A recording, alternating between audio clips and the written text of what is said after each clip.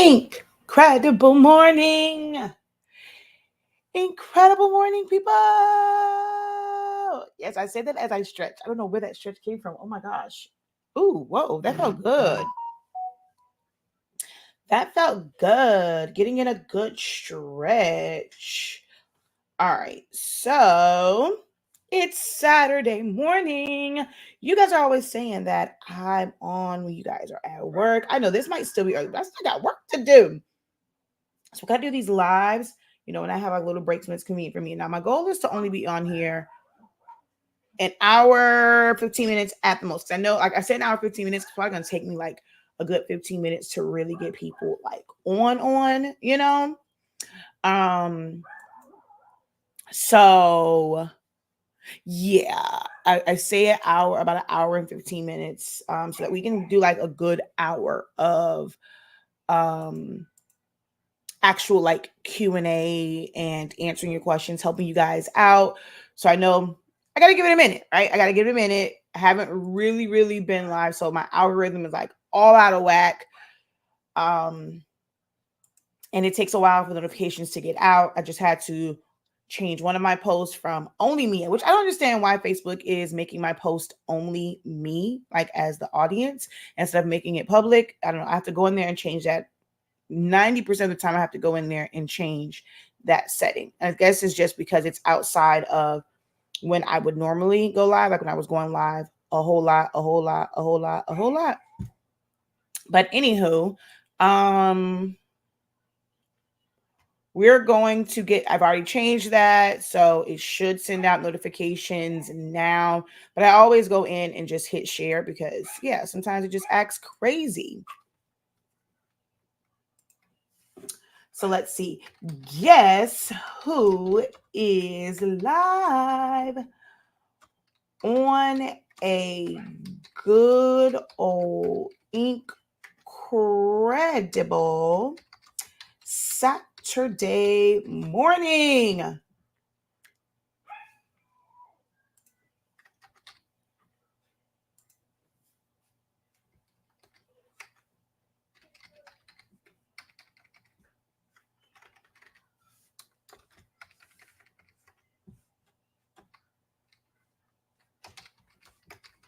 The professor got what I got, what you want, got what you need. Hey. Okay.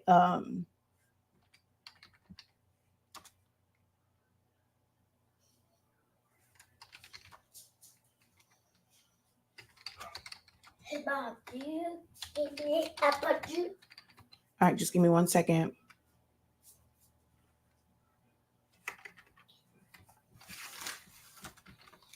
Oh, yeah.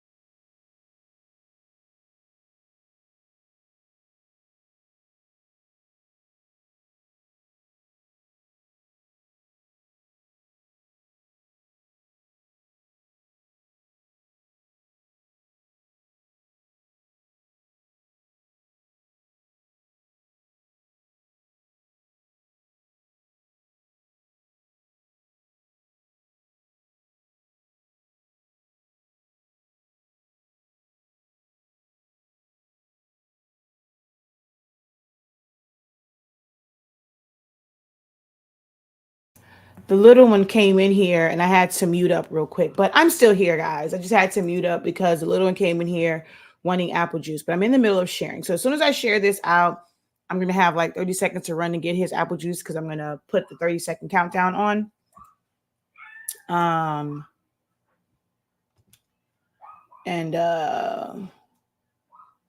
Yeah.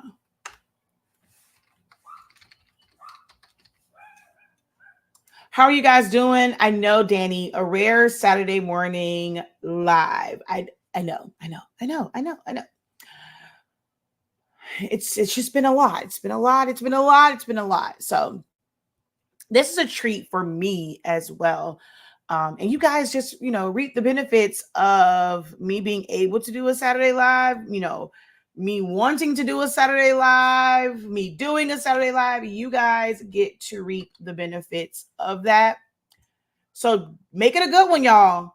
Don't make this, live. Don't have this live be in vain. Make it a good one. I need to see all the questions, all the inquiries, the comments, the things that have been stressing you out, wanting, the things that have had you wanting to throw your printer, your Cameo, your Cricut, your computer, your laptop, your iPad, everything out of the window. The things that make you want to give up. And it's like, look, anybody got time for this? Okay.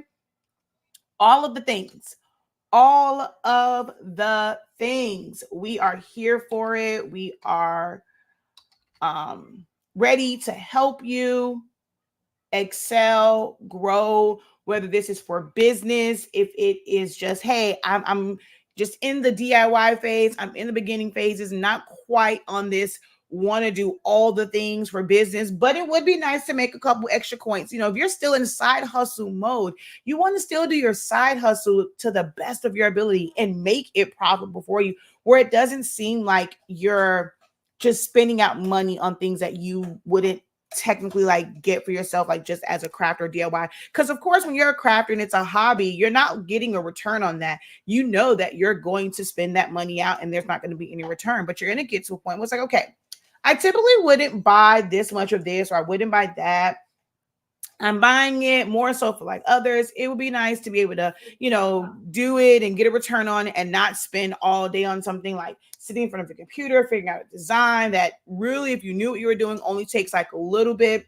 So there's always so much to learn, guys. 26 years in, and I'm always learning. Like every single week, every single day, I am still learning and discovering, uncovering something new. So same for you guys. It should be the same for you guys. All right. So I got to go get apple juice for the little one. You guys say hello in the chat. Say hello to a crafty friend. Drop your city and state. You might find someone that's close to you that can be of help and support to you. You guys can be accountability partners, collab together. You never know who's right there. Drop your business, guys, especially if you're someone that does printing like DTF. Now, again, I'm telling them to do it. I'm not saying that I have vetted any of these people. You have to do your own due diligence, but they put their city and state and they say that they're doing printing like DTF, but they have a large sublimation printer. If they sell blanks or anything like that, hey, you're in your city, then you can go and vet them. I'm not saying that I have vetted them. Don't come back to me if the deal go awry. I'm just saying I'm giving people opportunity to go ahead and introduce themselves to like my audience and figure out who's near you. Or if you are somewhere and you have gotten services, you found an amazing print shop in your area. You found an amazing supply location. Like I'm in South Florida. We have warehouse on top of warehouse on top of warehouses. It's actually very rare for me to really order a lot of things online because there's t-shirt vendors like really, really close by that I can go and like, I still have to put it on the order in online, but I can go pick it up. I have sign vendors that are like here in South Florida where I get my 4x8 Coroplast. I get my 4x8 feet foam board. There are print shops that are local that I can go to get banners. Those who don't trip about it being Mickey Mouse on something. Because, you go to Staples or Office Depot and those type places. Sometimes they don't let you print out things that have licensed characters. There are local print shops around me where I can go and do that.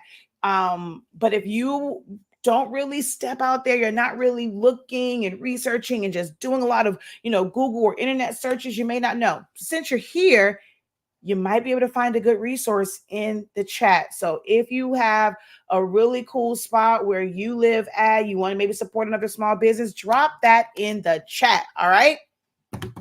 Now, let me go and go get this little one some apple juice so that we can have some creative time. Okay, we're going to give him some apple juice, send him in there to his Bluey and or A for Adley, whatever it is that he watches now. And we're going to have some fun over here. All right. So just give me one moment. Actually, I'm not even gonna attempt this and try and do it in 30 seconds. You guys are going to listen to some little mood music. And then once you see the 30-second countdown, you know that I'm back at my desk and it's time to get it. Okay.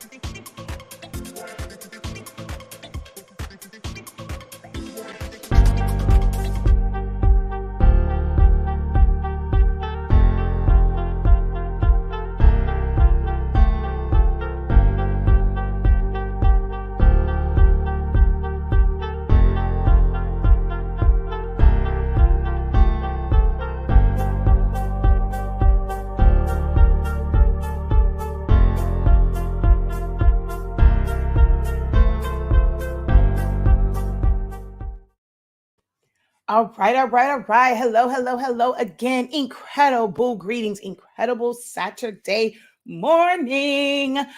How is everyone doing? I am Shakia, the professor of HS Inc. 365. We are the home of the Honestly Speaking brand of products. They honestly speak for themselves. If you don't know, we have the best sublimation paper. Our sublimation paper allows you to sublimate as low as 365 degrees, as fast as 30 seconds using plain paper, bright white. You're going to get the most vibrant colors, saving on ink, no butcher paper required, because that thing does not bleed through the back. So you can avoid using an excessive amount of butcher paper, cutting all this out, going through a huge roll in like no time flat. Also, because our paper works at lower temperatures, lower times, your ink or the gas are not going to bleed through for most of like your shirts, like good quality shirts that are not like really, really thin and porous. 365, 30 seconds. You don't have to worry about putting butcher paper on the inside. So we're going to save you in so many ways. If you just try it out, we have sample packs available for you. So definitely head on over to our website, shop.hsink365.com. Again, that is shop.hsink365.com. Right now, because y'all know grad season is near and dear to my heart, our 11 by 17 and 8.5 by 11 paper is on sale. No coupon or no discount code needed. She's going to go in. You're going to see the regular price on here. So if you go and click, that says $23.65, right? We're going to go ahead and add that to the cart.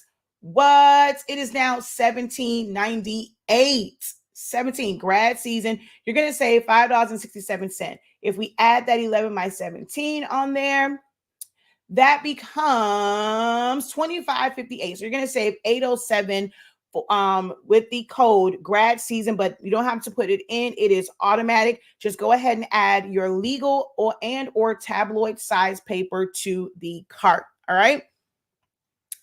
We also have classes, Essential Silhouette Studio, which we'll get into that as we're going through, and I'm talking about Silhouette Studio and answering these questions. We have ink. Our ink is 140 milliliters. There's a lot of great resources here on our website, so be sure to check out shop.hsink365.com. All right. I am a silhouette instructor, by trade. Like, I'm not affiliated with the company, but I discovered silhouette system over 10 years ago. And I absolutely fell in love with it as someone who uses Photoshop, Illustrator, Corel Draw, and some of these more like commercialized and like the industry standards of programs. Once I came across this and I saw what it can do, even in version 1.9 and version 2, before the 4s, and we had a lot of the additions just in that version, I was so impressed by what this program that's free, y'all, free. Okay. What you can do with the tools to be able to adjust edit points and adjust your text, scale and pan and move patterns and add shadows and all of these things, even without having the paid upgrade. I was just absolutely amazed. The tracing feature, especially back then, chef's kiss. It was top tier. It still is, cool, because tracing detach, no other program can compare to the power of tracing detach and what it does. So I absolutely love this software. I teach it freely. I have been blessed to turn this into a business where I am the leading instructor in it. Anyone that has gone through my classes, they absolutely love it. They're learning so much. They feel like a full-on professional graphic designer because I teach the program from a graphic designer standpoint. I teach you design, but I teach it through something like Silhouette Studio that is free. But you can take those same principles and apply them to programs like Photoshop, Affinity, and things like that once you just understand how things work. Like, because it's normally the same in any program. If something has to be to the front, the back, if you're going to crop it, slice it, subtract it, weld it, unite it, minus back, minus, it's all pretty much the same in how you set it up. So I've been teaching this, like I said, for 10 years. And over the past couple of years, it has just flourished into a full-on business for me. So this is what I do full-time. So this is business for me. I technically charge for this, but I've come on still 10 years in, and I'm still doing the same thing that, that got me started. And that is to come on, provide help at no cost. If you decide to, drop, some stars on Facebook, send a super chat or a super sticker on YouTube, or simply just hit up the Cash App just to say thank you. Thank you for helping, make my life easier. Thank you for helping my business grow.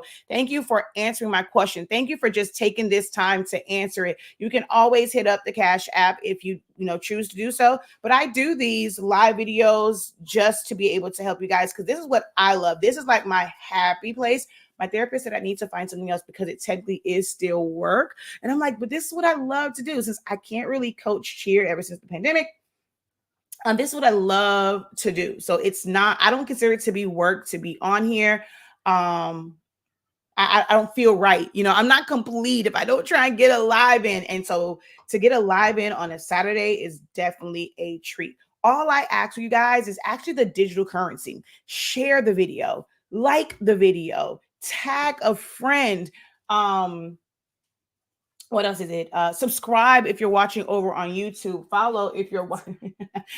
Follow me or send me a friend request if you're watching over on Facebook. Spread the word about our amazing products. All of these things, these are all things that you can do for free. It doesn't cost you anything, yet you still reap the benefits of 26 years of experience and knowledge. Okay. So I now have a soon to be 13-year-old in my face. This is what the only part about doing this at home now is kids, you know, they just come in your face and they want to interrupt you. Hold on one second. Okay, I'm sorry. He just wanted to see his mama work. All right, cool beans. So y'all make it a good one, okay? Help me impress my kid by asking me some really good questions so that I can answer it and just kind of flex my knowledge, you know, in front of the soon-to-be 13-year-old who will be 13 on Monday, y'all. I'm going to have a whole teenager. I'm going to have a teenager. I don't know. Right now, you know, 2 days before he becomes a teenager, I'm like excited about it. Hopefully it's not this situation where once he hits like that teen, like I'm going to want to wring his neck. So I'm hoping that, you know, the excitement is still here come Monday. Check with me on Tuesday. See if I am locked up. Okay. See if I'm locked up on Tuesday. All right. Okay. But anywho, engage. The other thing I ask for you guys is engage. Ask questions, respond to the answer. If it's resonating with you, put it in the chat. All of those little clicks of your keyboard, they help my channel, they help my page on Facebook. They help. So if it resonates with you, just like a simple, like, oh, that's good. I didn't know that. Thank you for that tip. Thank you for that gem. All of these things help, guys. All right. So let's get into it. All right. So I think I did see some questions already. Oh, you know what? First, let me say hello to my people. Hello, incredible morning. Thank you so much for hopping on. You can be doing anything at this time, and you chose to click on your girl's video and come hang out with me. And you know, learn some things. So thank you. Yeah, a rare Saturday live. Hello. Incredible greetings. Incredible morning. How are you guys doing? Hello. Incredible greetings. All right. So good morning, creative. As my number one professor would say, I hope everyone is doing well. It's a rainy day where I'm at West Tennessee. I think it was supposed to rain. Was it supposed to rain this week? I know it's supposed to rain on your birthday though. All right. So hello. All right. Charlotte, North Carolina, Louisiana, Douglasville. Incredible morning from Alabama. Good morning. Hello, Illinois in the building. Memphis, Tennessee. So as you said, I'm not sure. Now that part of geography, I didn't get that deep into it to know if Memphis is west, north, south, east, west. But hey, there's somebody else that's in Tennessee. Let's see. That's my city girl. Period. Okay. All right. Let's see. Hello from Alabama. Chat. So hello, Miss Lydia. How art thou? All right. So I know you can't see me. You're not going to see me. I don't have a camera here. You're going to just see my screen. And that's why I said ask your questions, because if you just ask me like a general question that's not Silhouette related, you're going to just be looking at my screen. You're not going to see my face. I don't have my camera set up. I'm at home and I'm like in kind of like a public area right now. So these kids walk by, how they walk around the house, that ain't gonna be cute. Okay. So, all right. So let's go up here because I think I saw. All right. Oh, wrong one. There we go. Design is what stops me, and I have your class. I'm practicing, so thank you for that. I desperately want to make a remembrance shirt for my children in Silhouette, not Photoshop. I have a lot to learn. I wanted to thank you, Professor, for all your years of wonderful content. I was having an issue with my precious Workforce 7710, and I was able to go back to videos from years ago, push air, and fixed it. Not push air would work on mine because I actually had to change out my print head, and it's acting cuckoo for Cocoa Puffs. So I have to like figure that out. I'm trying my best not to have to open up this other 7720 that I have, but I just might have to. I just know I need to work efficiently, but I spend a lot of time searching and comparing. So it takes me a while to do something. It was nostalgic because it was your old setup with the printers in the closet and Zainimani was still so little. I know he didn't want you to put him down. Yep. Those are the days. I'm going to go back to those questions. So don't worry. I'm going to come back to these. Okay. Does pigment ink wash off of fabric? Well, you cannot put pigment ink onto fabric. It's not sublimation. So you can't heat press it or can't heat apply it to it. Pigment ink is just regular standard ink that is water resistant. But it's just like your regular dye printers. If, back in the day, most printers were, you print out, you had like the Lexmark, the OHPs with just the 2 cartridges. You print it out, something waste on it, and it will run. The ink will run. Pigment ink, same way you would use those type things, the same things you would use pigment ink for. Print out pictures, print out letters, posters, stickers, labels, tags, all those different things. If you're going to put it on a shirt, you're going to put it on something like Jet Pro 3G, and pigment ink will not run when it comes to that. Now, the dye, if you print dye base onto Jet Pro 3G because you're heat setting it, it doesn't like fully run. Like you could lose some color, but with pigment ink, because it is water resistant, it will never wash out. The same way that it looked the day that you press it, the same way it will look 10 years from now. Ask me how I know. I have shirts that are that old. Let's see. Is there a way in Silhouette Street for yes, where the light pixels around the edges can be removed? Oh wait, hold on. Is there a way in Silhouette? Oh, yeah, you definitely have to fix that one. I don't know. Oh, you're talking to text. That one I can't figure out. You're gonna have to repost that one. Okay, it's 40 minutes away from you. All right. So I've been trying to learn how to rhinestone Silhouette. I'm having trouble getting my design to cut. I got the design to see the dots, but not sure how to separate the colors and cut separately. Okay. Alrighty. So let's kind of go up a little bit here. Just in designing, and it wasn't necessarily like a question. It was just kind of a statement that, hey, designing is what stops me. And I believe here it was searching and comparing. That can be beneficial, but it can also be a hindrance. Okay. And this is the part that I don't like because you guys can't see my face. So you're going to end up talking to just my screen. You're just going to see the screen for this part. Not much that I can do about that because I don't have my camera set up here. And some days I just don't want to get all dolled up for the cameras. Like doing this, it takes out a lot. And right now I have Clio braids in my head because y'all know I wear me a good headband wig with curls to it.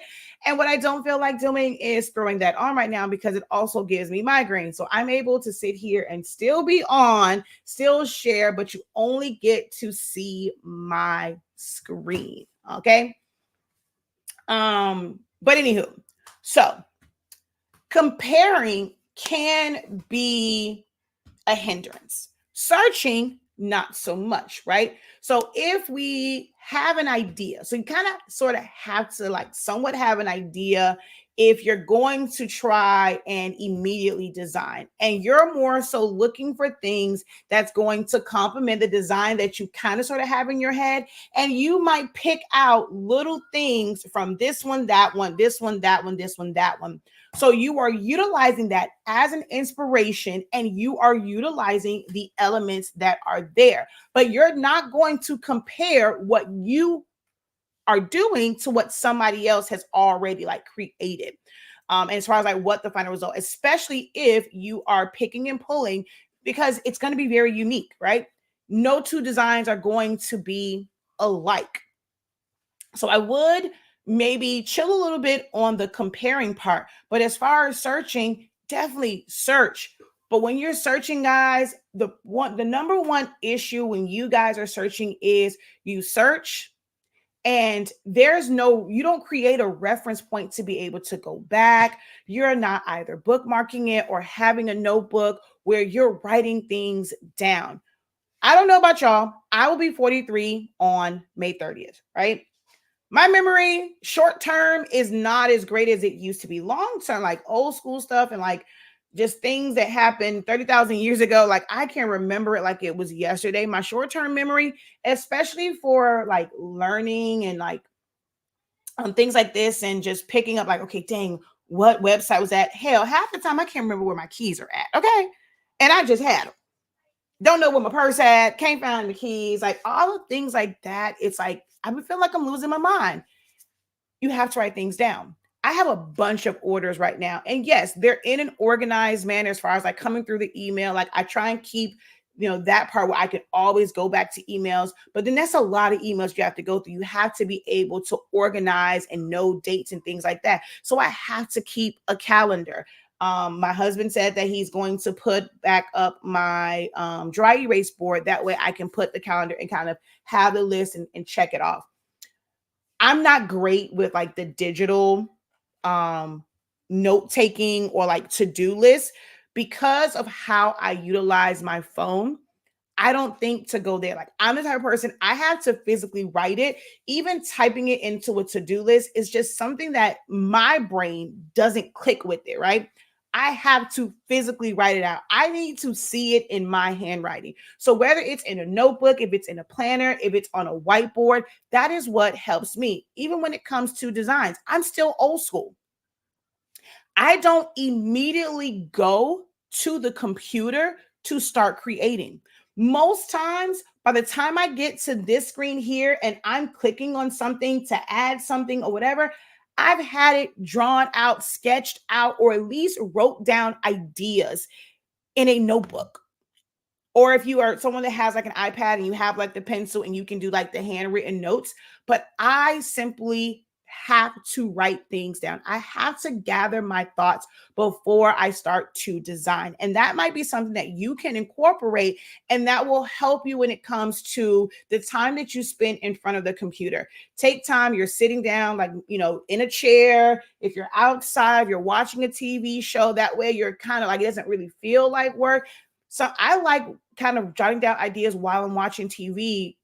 Sometimes with commercials, things will come up. I'll notice something. Ooh, that's kind of cool. I wonder how I can incorporate that. Like I know you, so especially if you guys have been in my design classes, it like the graduation one, or if you have been in like a silhouette or any type of design classes, if you took the design challenges, it may seem like, oh, this is just rolling. Y'all know how much prep time I take before y'all get a class? It's not a just sit here and just kind of just go and just put something on the screen.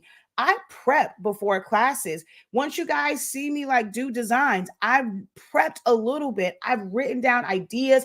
I've done little sketches. The sketches don't have to be the best, but it helps organize your thoughts and ideas. And it's a little bit clearer once you actually sit in front of the system and actually start designing. All right. So hopefully that helps. Let's see, where are we at? Because I got to go back.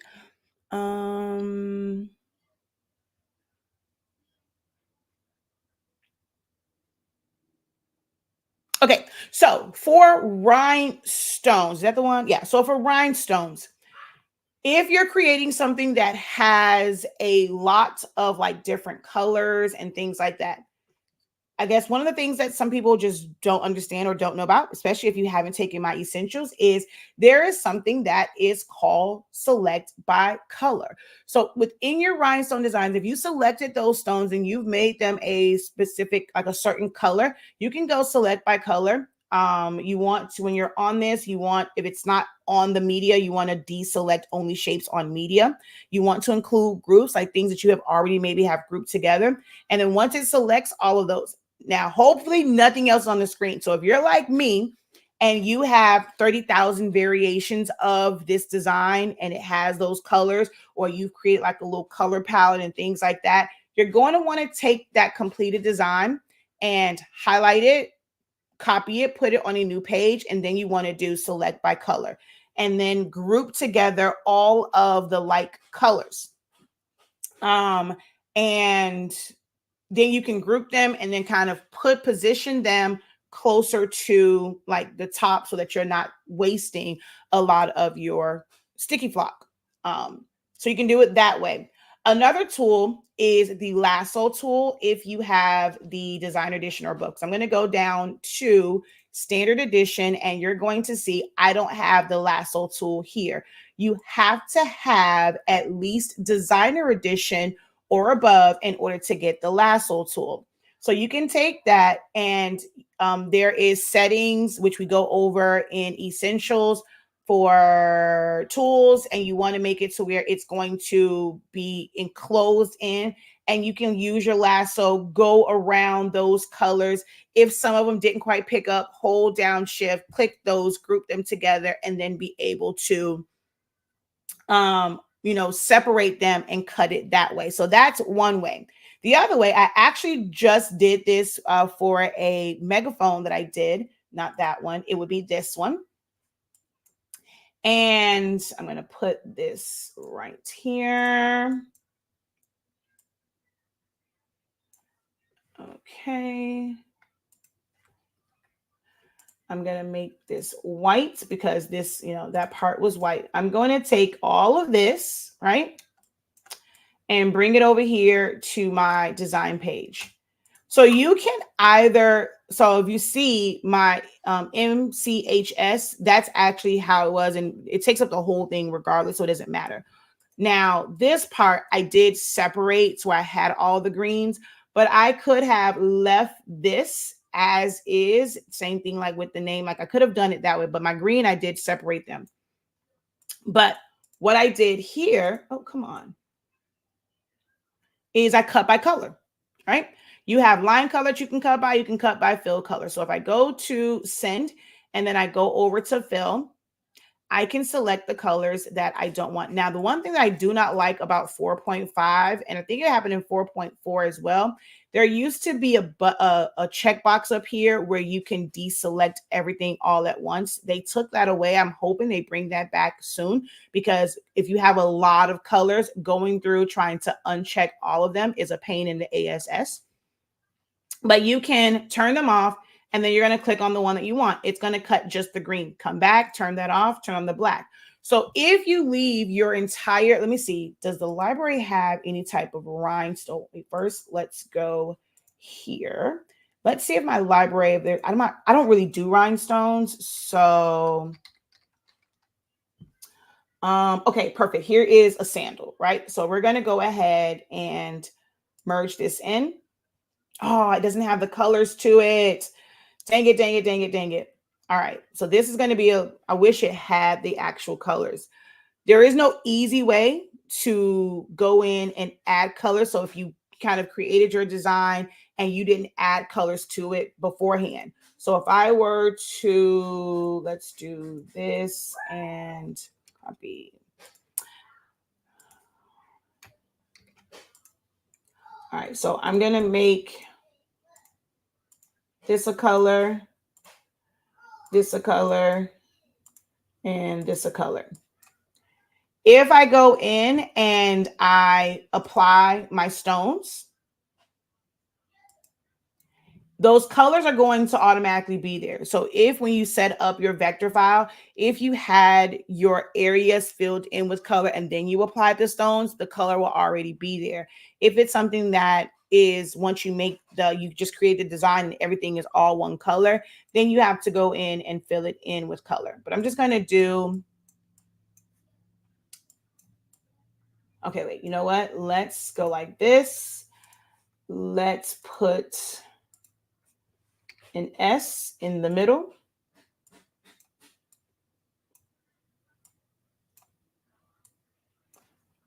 All right, I'm just going to make that white. Let's also put like a little offset here, apply, and I'm going to subtract all, move that, delete that offset.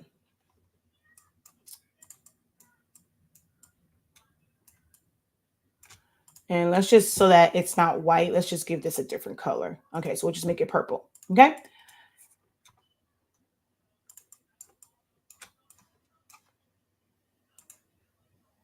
Now that wasn't meant to be like a full-on tutorial on how to do this. I'm just setting up a quick design. So I don't want to hear in the comments, oh my God, you moved too fast. Like I get that in the playbacks when that isn't meant to be like the actual lesson part. It's so that I can give the actual like lesson part. I have to create something really quick. So that was not a part of a lesson. Now, if you want to watch it back and slow it down, pause it, take notes, hey, do that. But I did not go slow on it because it wasn't meant to be like this actual like tutorial or teaching moment. Okay. So I'm going to take all of this and we're going to make it a rhinestone pattern. So now I have all of these colors, right? So if I go to send, I'm going to go to fill. I see these colors, right? We're going to go ahead and deselect everything. So I can choose to cut the blue, right? That's going to cut in place. You can do this one of two ways. You can have, like, you can kind of guesstimate the area and maybe make it just a little bit bigger and put your sticky flock down in that general area onto your mat. My mat isn't on, but you'll put it, you know, make it a little bit bigger than whatever that is, kind of put it here. That way, when it cuts, it's going to be in that section because it's not to the top. If you were to just put your sticky flock at the top, it's going to not cut on it. Or you would have to use like a whole piece and then you wouldn't have this, like, you know, that part up there would be empty. You would just have it in the middle, which isn't a bad thing because there are times when I've done rhinestones. I'm not big on rhinestones, but when I've done them, if you have all of your sticky flock the same exact size and you have it cut where it's supposed to be, it makes it easier for layering. I'm not a big fan of always making like each part like small or like individual pieces. So you would go cut the blue, right? You're going to either leave this as is and have a big piece of sticky flock there, or you can move it up to the top. Select everything. Move that pink part to the closer to the top. Put your sticky flock at the top. Cut your pink. And then you would do the same thing for the yellow. And then for the purple, you would move it over here. So you can keep everything together and just cut by color. So hopefully that helps. What wide printer would you recommend? Wait, which printer would you recommend for wide format, not for sublimation? Okay, so being completely honest, printer selections now kind of sort of suck. I was an Epson girl. I love pigment ink. I absolutely love pigment ink. It's just my personal preference because I like the fact that it is water resistant. Now, the color gamut, the color range is a little bit different, pigment ink to dye-based ink, just because of the makeup of the inks, right? Epson, I don't like their new workforce printers that are wide format. I don't care for the 7820, 7040. I know in the beginning I did, but after really working with it, it prints much slower than the original workforce printers. The extra row of pinwheels just makes it a nightmare. So I'm just not a big fan of the newer workforce printer. So the option is an EcoTank, which is 16600, 16650. That's a true full on, every color is pigment. They're pretty pricey. I think they're on sale right now for $900 and $1,000. Normally they're $1,000 and $1,100. I'm still, I have a Canon EcoTank printer. Some printers, EcoTank for me, I'm learning to like them because I just feel like a lot of times it's a big scam because it's this whole advertisement of, oh, do away with cartridges, be able to use ink for 2 years. But if you're someone that prints a lot, that ink doesn't last 2 years. You have to read the fine print. When they're saying 2 years, that's 2 years of plain paper prints on 8.5 by 11. Like that's what they, so-called tested on. But the moment you go to 11 by 17 and you're using settings like premium matte, photo glossy, you're cutting that time like in half.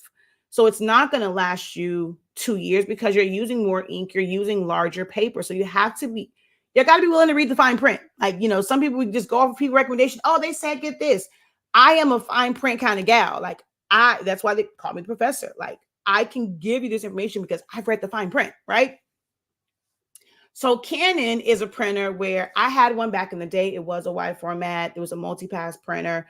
But it was dye-based inks. And I was like, Canon now has some pigment ink printers, but they are like desktop ones, but they are small format it's an EcoTank base and it's pigment ink. I now have the Canon TC20 and it's, hold on, let me grab this link for y'all.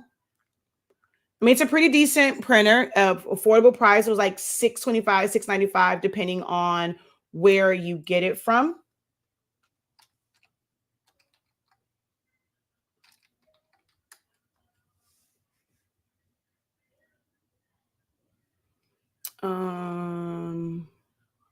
So we're going to copy this link and we're going to drop this here and come over here. So it is available. Let's see, is it still available? So it's $6.99 here on, or maybe it was $6.99. I think maybe the other one was like $7.25, somewhere there. But this is the roundabout price of it. It's a roll fed one. Getting paper for it, and there is a sticker kind of, it's advertised as like a vinyl, but it's basically like it's a calendar vinyl, I think it is. So it's like you can sort of kind of like print to it with a regular pigment ink printer. It's not like my Roland, but you can put up to 13 by 19, 11 by 17 sheets in the sheet feeder, but it's also roll printing. So you can do that one. It's $700, still cheaper than the 13-inch Epson printer, and it is fully pigmented ink. Pigment ink. So that is an option for you. The link is in the chat. Let's see. Someone asked in the group about applying Jet Pro 3G to glitter without Jet Pro coming off. No, I never would ever recommend it. Even with smooth vinyl, you don't want to put that on top of glitter. You're going to see the glitter in between it. So that's something that you should definitely be doing. Subtract all so that you create an opening, and the glitter needs to go around it, not on, you don't put the Jet Pro on top. You should definitely create an opening. Is there a way to remove light pixels from around an image? You can try trace and detach and adjust your threshold up to where it's not there, or you're going to have to use your edit points and manually move it. I've done that so many times, and I've done them in live videos. Yes, it can be time consuming depending on the image, but that's actually the best way to really, really clean up an image. All of the trace and detach and like basically like AI and automatic things are convenient, but they're not always the best. The best is pen tool, edit points, and you moving those pixels or moving that edge right to where you want it. So edit points is going to be my recommendation for that. What is your take on the 15? I have no idea because it has not come out. I have not seen it. So if you're referring to the 4 Plus, I mean, that one is one, it operates just like the 12, not a lot of major issues. The only one that you'll never ever hear me recommend is the Pro, which is the 24-inch one, but the 15-inch one is fine, to my knowledge. And I haven't really heard anything when I see how it operates. I wanted to get the Cameo 5 15-inch, but I have not seen it available. The 4, I don't need another 4. If I'm going to get another Cameo, I have 6 Cameos. I'm going to get another one. I'd rather it be the 15-inch 5 so that I can have a 5. I refuse to buy a 12-inch 5. But if they don't release the 15-inch, I might consider getting the Cameo 5 just to be able to help others who get that one. But yeah, I haven't, experienced any like or had to help people out with like anything that's like super, super difficult when it comes to the 15-inch Cameo Plus. Hi,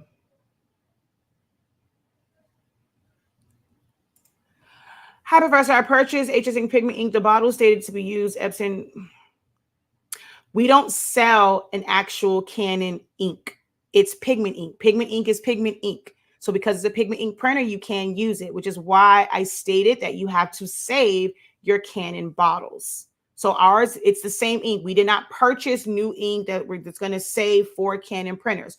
We were always like, we started and it was everything with like Epson and it was for the 7720, but pigment ink is pigment ink. So you can either use syringes to fill up the tanks or you can pour the ink into your Canon bottles and fill it from there. Incredible morning.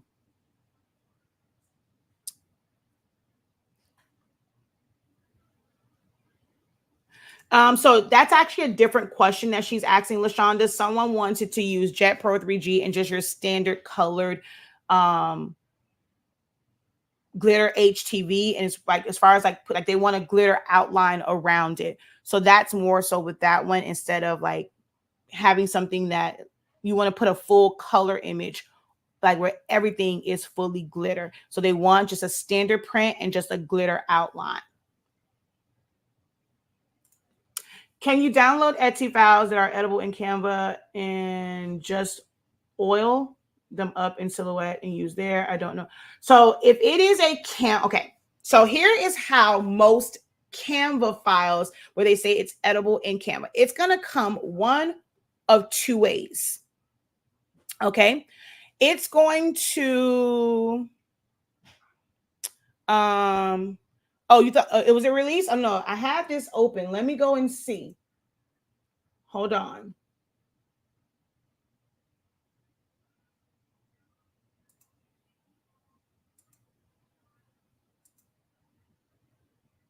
Yep, it's now available. Perfect. Okay, then I'll go and get it because it last time I checked, it wasn't available. So now that it is available, I was hoping one day, they would find your girl and send your girl one, but I guess not. But damn, that shit is $430, and I don't need it. So me getting this is literally just for teaching and content purposes. And I'm gonna, oh Lord, I'm gonna need some folks to sign up for a class because I don't really need to spend $500 for another cutting machine. But because they brought back like what is that thing called? Repeat job and things like that. I technically can't stand the new setup of the 5. I did a video on it when it came out. I kind of went through some things. I pointed out some things. I already know there are going to be issues. No cutting machine is set up like this. They set this machine up more so for the electrostatic mat. And I'm just like, yeah, because loading mats is going to be a little bit more difficult with this one because the bar covers where the mat sits at. So I'm not a big fan of the way that they designed this new one, but just because I'm an instructor, I teach. This is what I built my business around. I have a whole company called Silhoueholics Anonymous. I want to be able to get it. So now that the 15 is available, that is something that I do plan to get.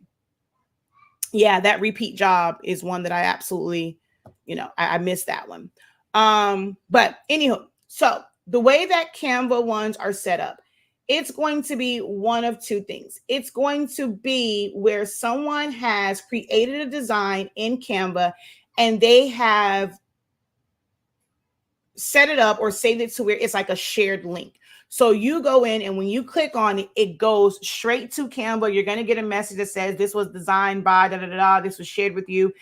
And they have to make sure they're doing it correctly to where the file is not a file that they are sharing with you that they're like other people are editing on, because that has happened to some people. Some people don't know, like they're watching these TikToks and Instagram reels and YouTubes and saying, oh, Start a digital product business, get started with your digital products. It's really easy with Canva. You can share it. And they're sharing it as if like it's to a group of people.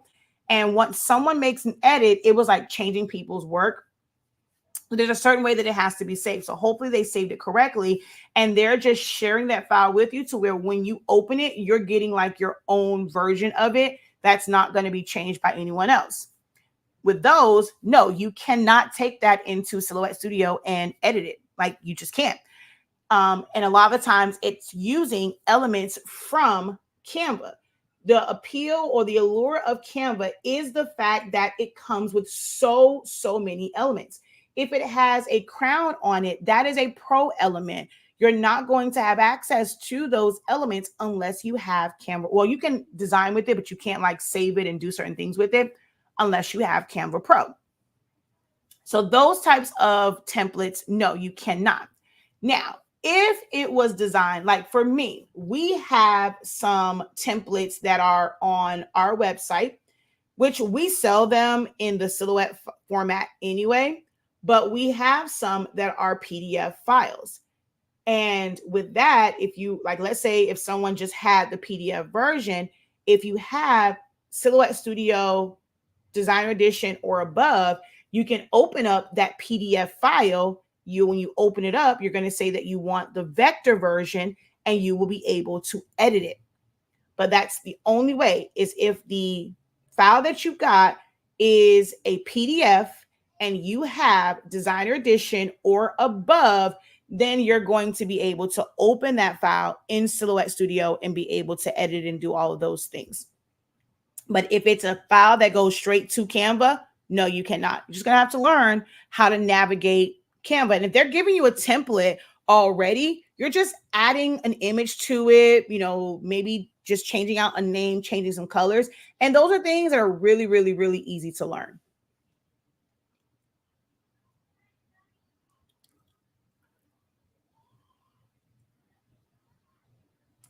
All right. Hey, ooh, she said my whole name. I have a Cameo 3 and it's been great over the years. Would you recommend upgrading for any particular newer Cameo reason? Well, being the fact that I cannot stand the 3, I mean, I'm probably not the person to ask, because my 3 is there for when someone asks me a question about a 3. It's no secret. Coming from the original and the 2, when the 3 came out, I thought that was the worst decision they ever made. So I may not be the person to ask. If it's cutting, it's cutting. There's nothing super like amazing other than the Bluetooth is more stable with the Cameo 4 and Cameo 5 compared to the 3. The Cameo 4, you end up losing the ability to do repeat job. I believe the barcode still works, like barcode scanner still works, but yeah, you just it's nothing like major. I absolutely despise the auto blade. The 3 allows you to easily just put a ratchet blade or like the manual blade in there. Or with their auto blade, you can still go and change it like and make it react like a manual blade, because I can't stand all that tapping and the fact that it resets every single cut. If I'm cutting something, like, when I showed this part right here, or even the rhinestone, right? So let's say I'm cutting this, I cut the green or the mint color and it's on a blade setting of 3. When I go to cut the pink, it's going to reset. Like it's going to go all the way to 10, reset to 1 or 0, and it's going to tap to 3. It will literally do that for every single cut, even though you're not changing the setting. Ain't nobody got time for that. So I'm more of a manual girl where I don't have to worry about it tapping through and stuff like that. And with the 3, you're able to just change the setting, which I'm going to just go to this one so I can show it. You're able to go from, well, let me see, is my 3 on here? No, these are all the ones. See, I don't even use my 3. It's not even on my list because I never hooked that thing up. My Cameo 1 is on here. My Cameo 1 is on here. My Cameo 2 is on here. My other Cameo 1 is not on here because it's missing the little knob. It's just for show purposes at this point. and then my Cameo 4. But normally right here for the tool, it'll say automatic or manual. With the 3, you can just change it to manual and it won't tap, right? You can just do that. With the 4 and the 5, because it's flat, it has magnets on the back. Based on the position of that magnet, the machine knows exactly which blade is in the slot. So if you have your automatic blade in there, it's going to always go to automatic blade and it's going to always tap. In order for it to register as a manual blade, you have to have, I think it's black. Yeah, it's a black adapter. You have to put your blade in there because there's a magnet on that, and that's how it knows it's a manual blade. If it is a Cameo 3 auto blade, there's a specific attachment for, a specific, not attachment. Dang, I just said the word. Well, there's a specific thingy for that. Attachment, whatever, for that. If you're doing a sketch pen, there's a certain one for that. If you're doing a deep cut blade, there's certain ones like a premium blade. There's certain I just said the damn word and now I can't think of it. It's not attachments. There's a certain cover. It's not the word I used. Whoever, but there's a certain thing for that, and that's how it knows what you have in there. So those are the only like major things that are different, right? You have things like the 4 came with the roll holder attached to it. I believe the 5, it might be external. I don't remember. I did a whole video on it because now you can like attach the external mat, the electrostatic mat. So I don't think it's attached anymore. You still have to like connect it.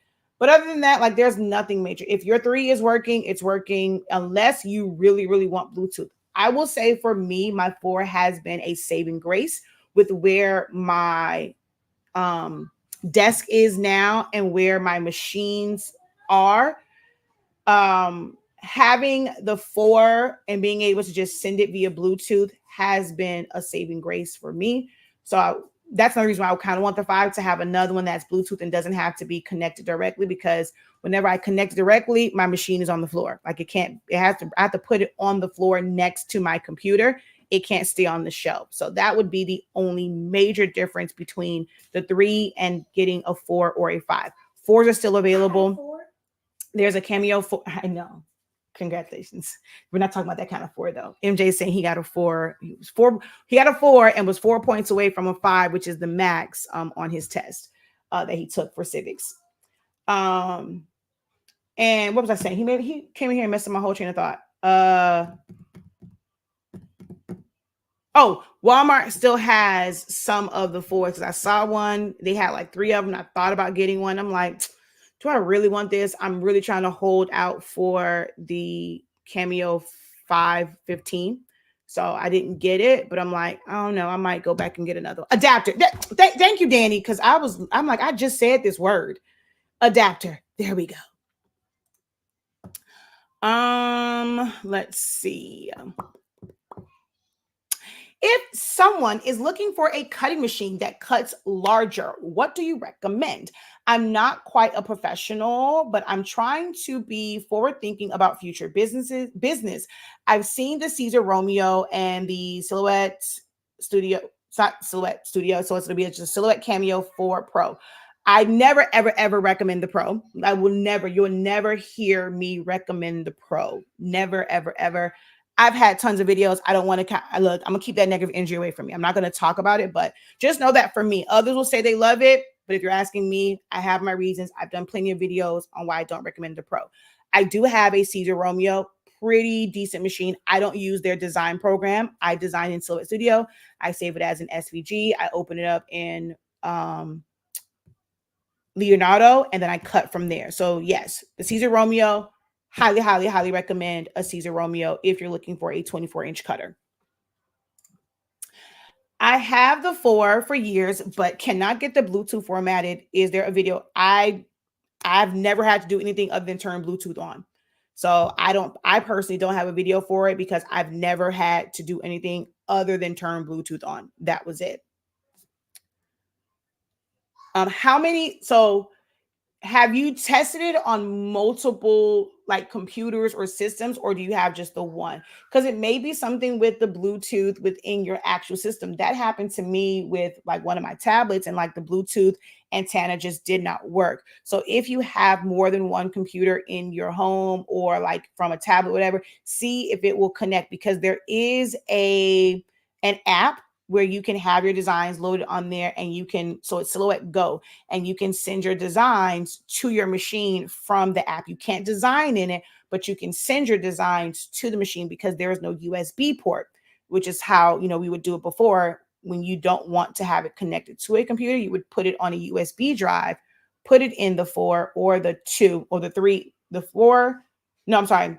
The 3 or the 2. That's how I used to do it. Now it's the Silhouette Go app. So you would use that. Try that and see, because it may not be anything with the machine itself. It might be something with the Bluetooth adapter on your computer.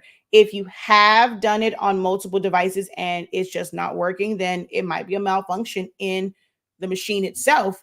But if you had it for years, there's really nothing that you can do about it. That's a question that should have been asked like when you first got it. A DXF file is basically a vector file that is a simple form. It, like, your files won't be filled in with color. They won't be like grouped together. Nothing will be made into a compound path. You would still have to go in there and do more work. Unlike an SVG, where an SVG can hold color, an SVG can hold compound paths and things of that nature. You can group things together with a SVG. So it's just a vectorized version of something that can be open in the free version, but they don't make your life easy. You still have work to do, like making a compound path, filling with color, grouping things together.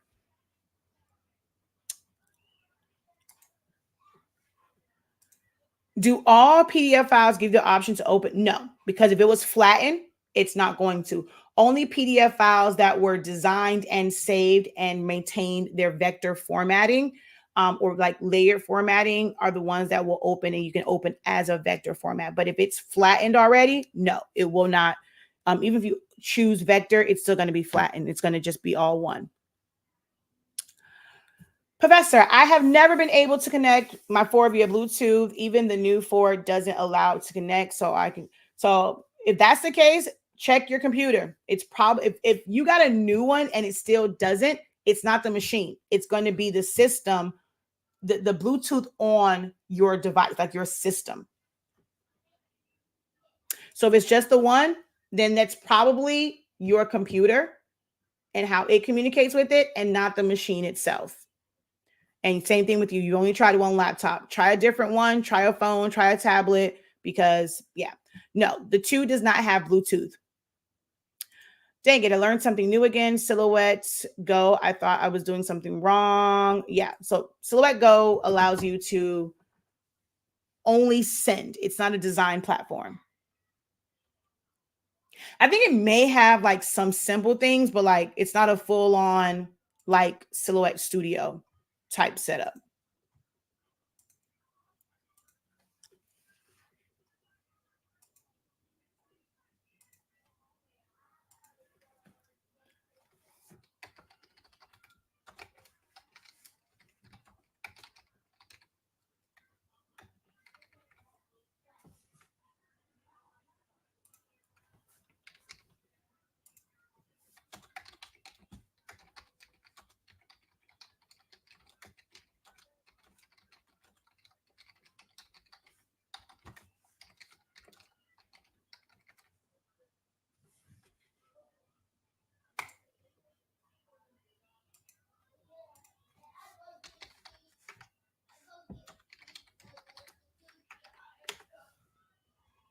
Okay.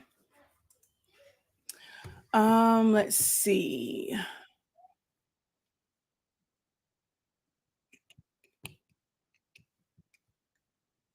Uh-oh, wait a minute. Back it up, back it up. Alrighty, let's see. Um, All right, so we have no new questions queued up in the chat. This was the last comment. Do any of you guys still have questions for your girl?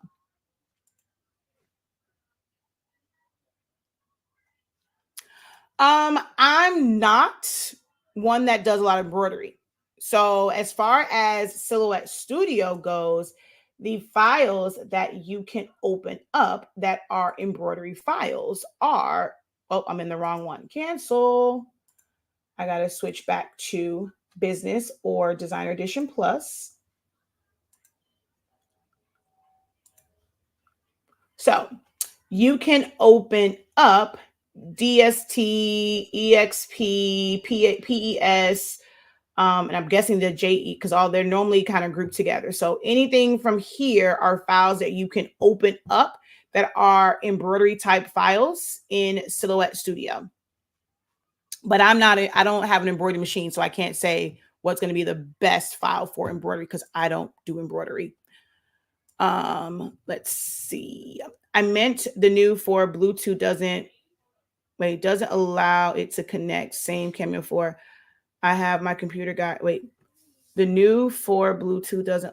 I'm not sure what you mean. I have a 4 and mine connects via Bluetooth. So unless you have a faulty machine, but the only way to know, I know what your computer, I said he's checked it for you, but the only way for you to know is to take that machine and try and connect it to a different device other than your one computer. Because if they don't really understand, like, I'm gonna tell you the truth, right?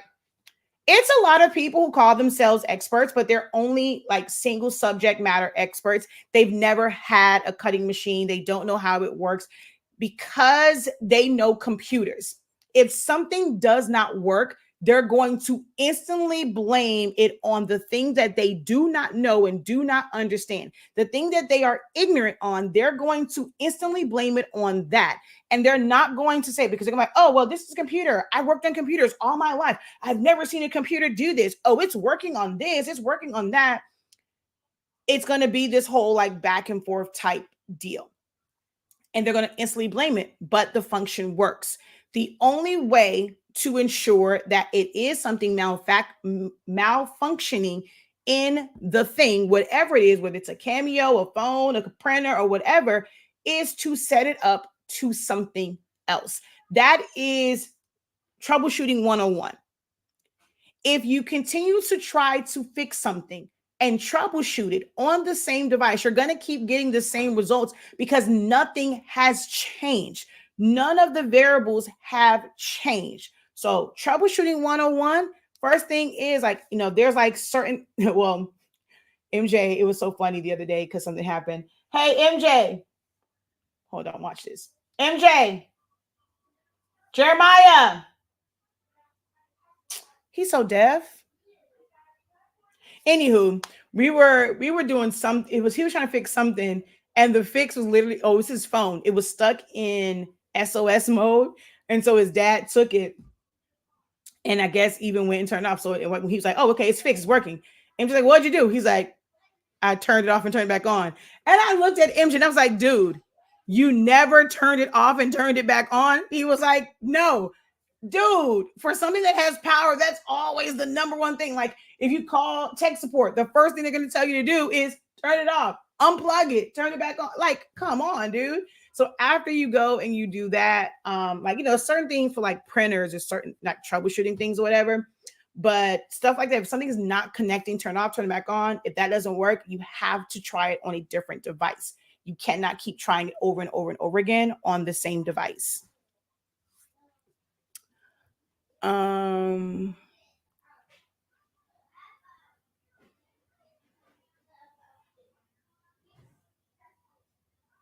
Yes, you can. Oh, that was the whole purpose. I tell y'all all the time. This version right here, Designer Edition Plus, it was pointless, right? They kind of threw the advanced rhinestone, but Designer Edition Plus was created. Most people don't know, Designer Edition Plus came after Business Edition. So it wasn't this thing of Designer Plus created, and then there was Business. It was Designer Edition, Business Edition. Designer Edition Plus came years after, And it was a middle ground for those who do embroidery, those who do appliques, and it allowed them to be able to have that version without doing business, because the main feature of Business Edition, it wasn't all these bells and whistles like multiple undo, being able to save, like that came over time. The main thing for Business Edition before all that, when it was just version 3, was to be able to cut to multiple machines. They figure if you have 3, 4, 7 machines, you have to be running a business. That's why I always tell people, you don't have to have like a quote unquote legal business to have it. You don't have to file anything with them. They just assumed if you're cutting to that many machines, you cannot have that many machines and it's, you're just doing it for yourself. You have to be running some sort of business. There are people running 10, 12, portrait machines for their sticker business. So that's where Business Edition originally came from. And because we've had Business Edition since version 3, as they've made changes, they, added other things to Business Edition, like multiple undo, being able to save in different file formats, the media view, things like that. But that's not what it was originally created for. And of course, because it's the highest version, you get the same things that are in Designer Plus. So Designer Plus was a backtrack where they added the ability to open up embroidery files for those who use their machine in combination with fabrics. So because that was really the only reason why back then, this was before Flexi Shapes. This was before, what else did you get? Before Glyph Guide. This was before, I think the font creator, but before Glyph Guide, before Flexi Shapes. They're like, okay, well, we can't really charge these people extra just for this one thing. So they gave you advanced rhinestones. And then when 4.3, whatever came, then you got Flexi Shapes, you got the Glyph Guide, you got like some other things in Designer Plus. You got the Cone Warp is something that is Designer Edition Plus or above. You don't get this in the regular Designer Edition. It's Designer Edition or above. So they've, sprinkled some things in there because it's like trying to justify that cost. And then Business Edition has all of it. But we've been able to open up embroidery files for years with Silhouette Studio Plus.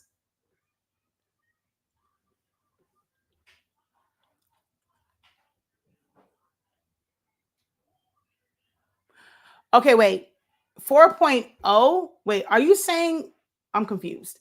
Are you talking about the version? So you're not saying a Cameo 4.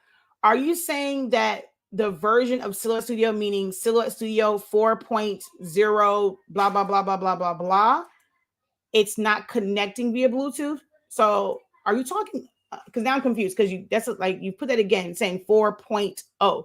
So are you referring to the software? And are you stating that you're still on, well, you can even put, so if you're still on version 4.0 point something, it's time to upgrade. I would say at least go to 4.3.370 if that's where your issue is coming in at, and download the 32-bit version. So now let me look for your name again, because again, if it's just a 4 machine, but saying 4.0, that's the part that's kind of confusing me.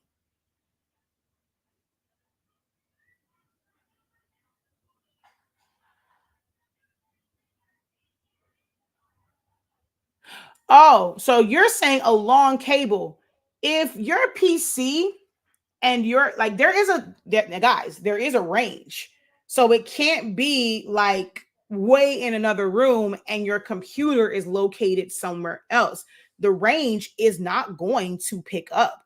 So yeah, if you're using an extra long cable, that means it's probably, and it requires that, it's probably too far away, especially if there's actual walls. Now, like for me, where my computer is and where I was using my Cameo 4, it's a big open space. Like it's a big open room. There are no walls in between it.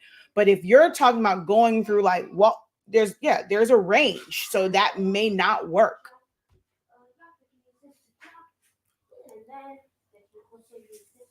Do you just go to the library to go to? No, so it's not library. Your library only holds files that you have added there. whether you got them from the design store or you saved to the library. This is just opening up a file. So I just did that so you can see the file types. But if you just go file open, if you go through and you have embroidery files, you go to that embroidery file and you just click on it and open it, it's going to open up. But this just allows you to see all the different file types. So I just hit all files and it's just telling me all the type of files that I can open. But you don't have to go here. You just go to the embroidery file, click it and open it as long as you have Designer Edition Plus or Business Edition.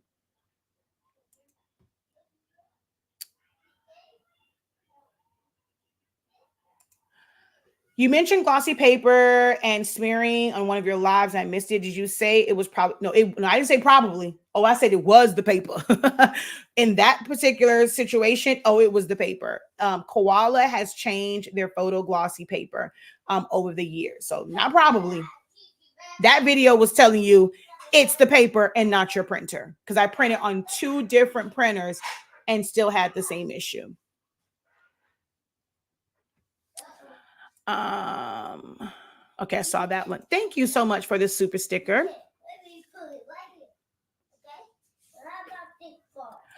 What do you think about the Curio and cutting thicker material? Well, so the Curio was not technically, the original Curio was not about cutting thicker material. The Curio was created to be, hold on one second.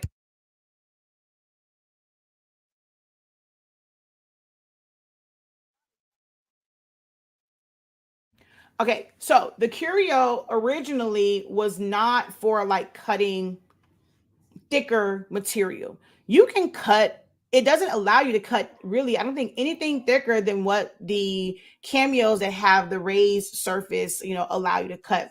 It's just the way that it's designed now, it gives this illusion that it can do thicker, but your blade is still your blade. Like that, it's utilizing the same exact, like cut blades, it's using the same exact type of blade. So it's only so far, like so thick of a material that you can cut.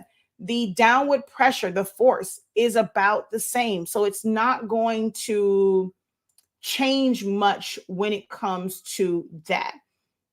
So this is why people think, okay, yeah, cutting, it can hold it without having to use like a bunch of tape and things like that, because it's not going under rollers, but you're also limited in the space. So you can cut the same thing on the Cameo 4. You're just going to have to put tape. You're going to have to move your sliders all the way over to where they're not rolling over the actual material.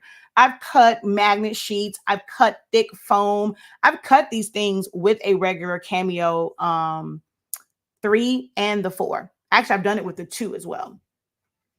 But it's just that the 4 has the craft blade and like the premium blade, so it can go a little bit deeper. But for the most part, yeah.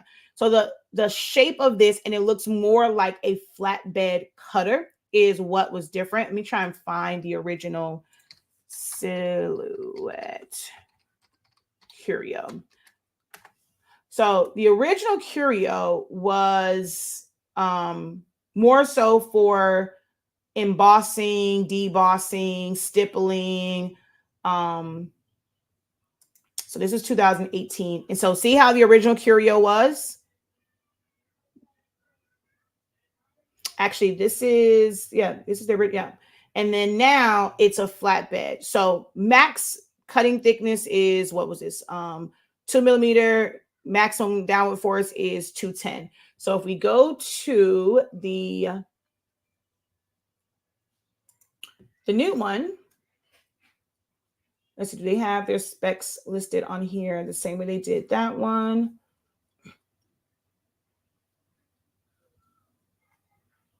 So it says 2 millimeter height clearance for thicker material, but doesn't mean it's going to fully cut through that. So hold on. Because what's their downward force? So the downward force on this is with tool holder 1, 300. See, this is the part, like I tell y'all, like I expose certain things, right? So what did it say? it has a height clearance of 20 mm, right? 20 millimeters. And people think, oh, I can put this super thick item on it. The blade is not that thick. The downward force, okay, it went up like 90, but it's not that much. But when you go to specs, the maximum cutting thickness is only 3. So you're getting 1 extra millimeter. Do y'all know how small a millimeter is? So you're only getting 1 extra.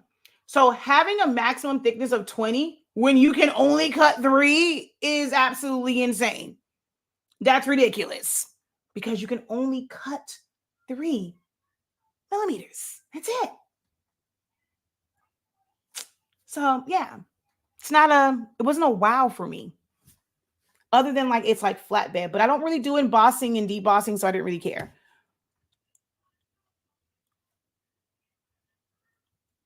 Oh, meaning the Bluetooth version, your computer. So then that's not necessarily a Silhouette issue.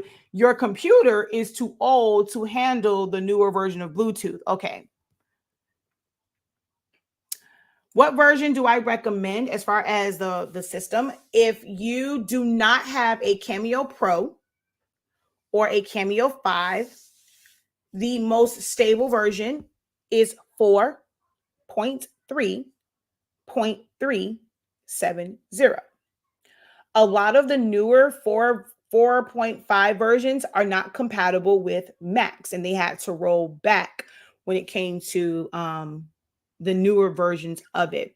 So I'm not sure how that's kind of working now. We have a Mac in the house. I don't utilize the Mac, but and on my husband's computer, I think we have like one of the original 4.4s. But my recommended version, if you don't have a Pro, you don't have a 5, no, there's nothing in those, because there's like smart snapping is the only thing that's like really, really different or new. And that can be annoying sometimes. So 4.3.370 32-bit version is the one that I'm going to recommend. Unless you have a 5 and you have to go up to one of the newer versions. Both the PC and the cutter are in the same room. I was talking about my router being located. Well, your router has nothing to do with Bluetooth. That's Wi-Fi. So Wi-Fi, and then that might be where the issue is also coming in at, with your computer being Bluetooth enabled. Bluetooth and Wi-Fi are 2 totally different things. Your router has absolutely nothing to do with Bluetooth. That's Wi-Fi.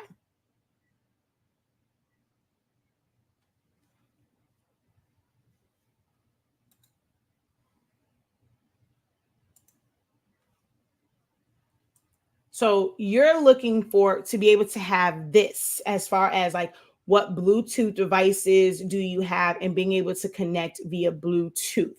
Your system has to be equipped to do Bluetooth.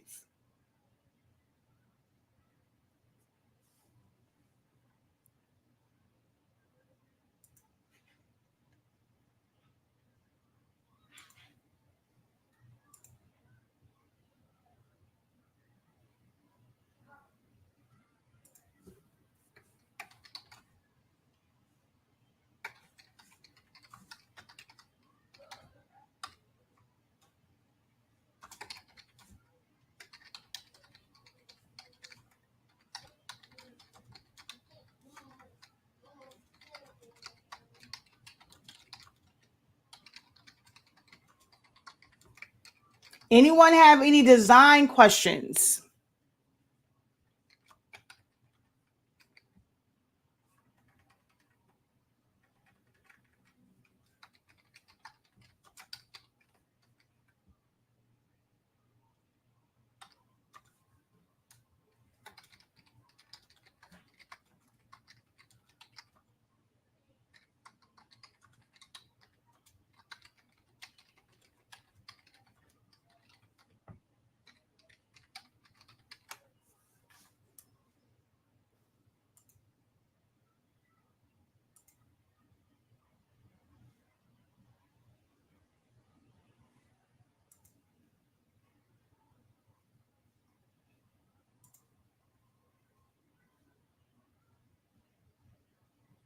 Okay.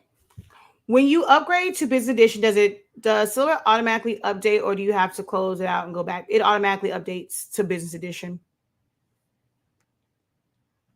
As soon as you add that code, you're going to see this change from just saying Untitled, and it will say Business Edition here at the top.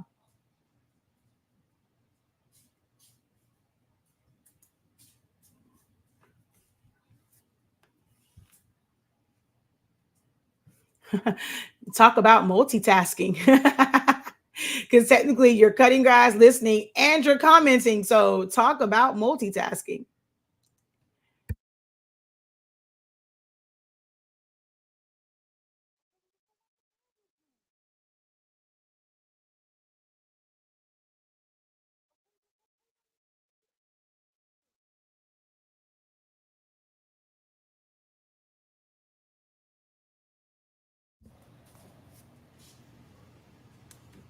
You're welcome. Does anyone, have design related questions, print related questions, setup type questions?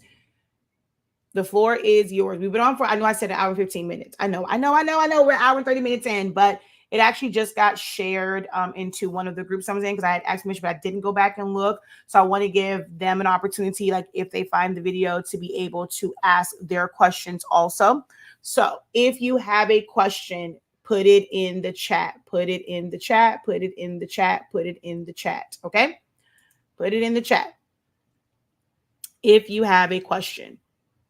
I want to be able to help you guys today and answer your design questions, your print questions, your sizing questions, your business related questions. I want to be able to help you guys excel in whatever capacity you are working in, but I don't know where you are at. I don't know where you need help at. I don't know what you don't know, but you want to know. I'm not going to know those things. I can't just load 26 years of experience, just download that on you. It'll be overwhelming. But if you are focused in on a specific thing, 9 times out of 10, I'm going to be able to help and assist you. All you have to do is put it in the chat. So this is last call for questions.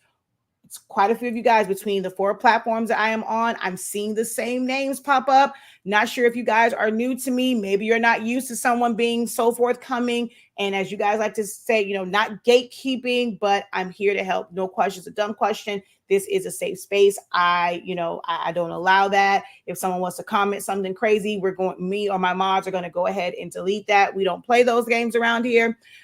So feel free to post your question, guys. I am genuinely here to be able to help and assist you. All right. I've kind of gone over that one.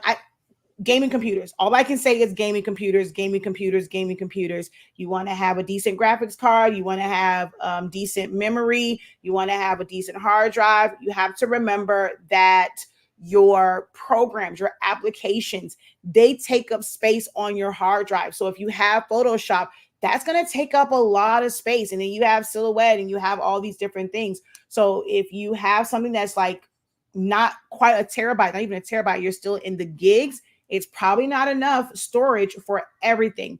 Even if you have an external hard drive, if you have a MyCloud, your applications can still be taking up a lot of space. The ones that come preloaded, the operating system. Most people don't realize your operating system, whether it's Windows, if it's like the Mac operating system, that takes up a big chunk. Like that's where that lives at. It lives on your hard drive.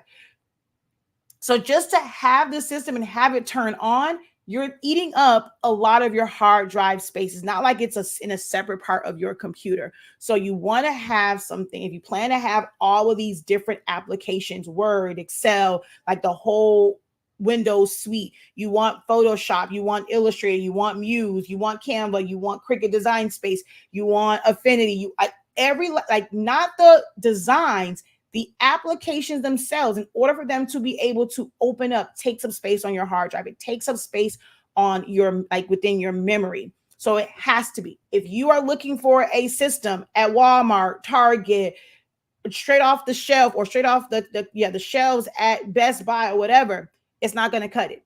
You have to be willing to invest some money.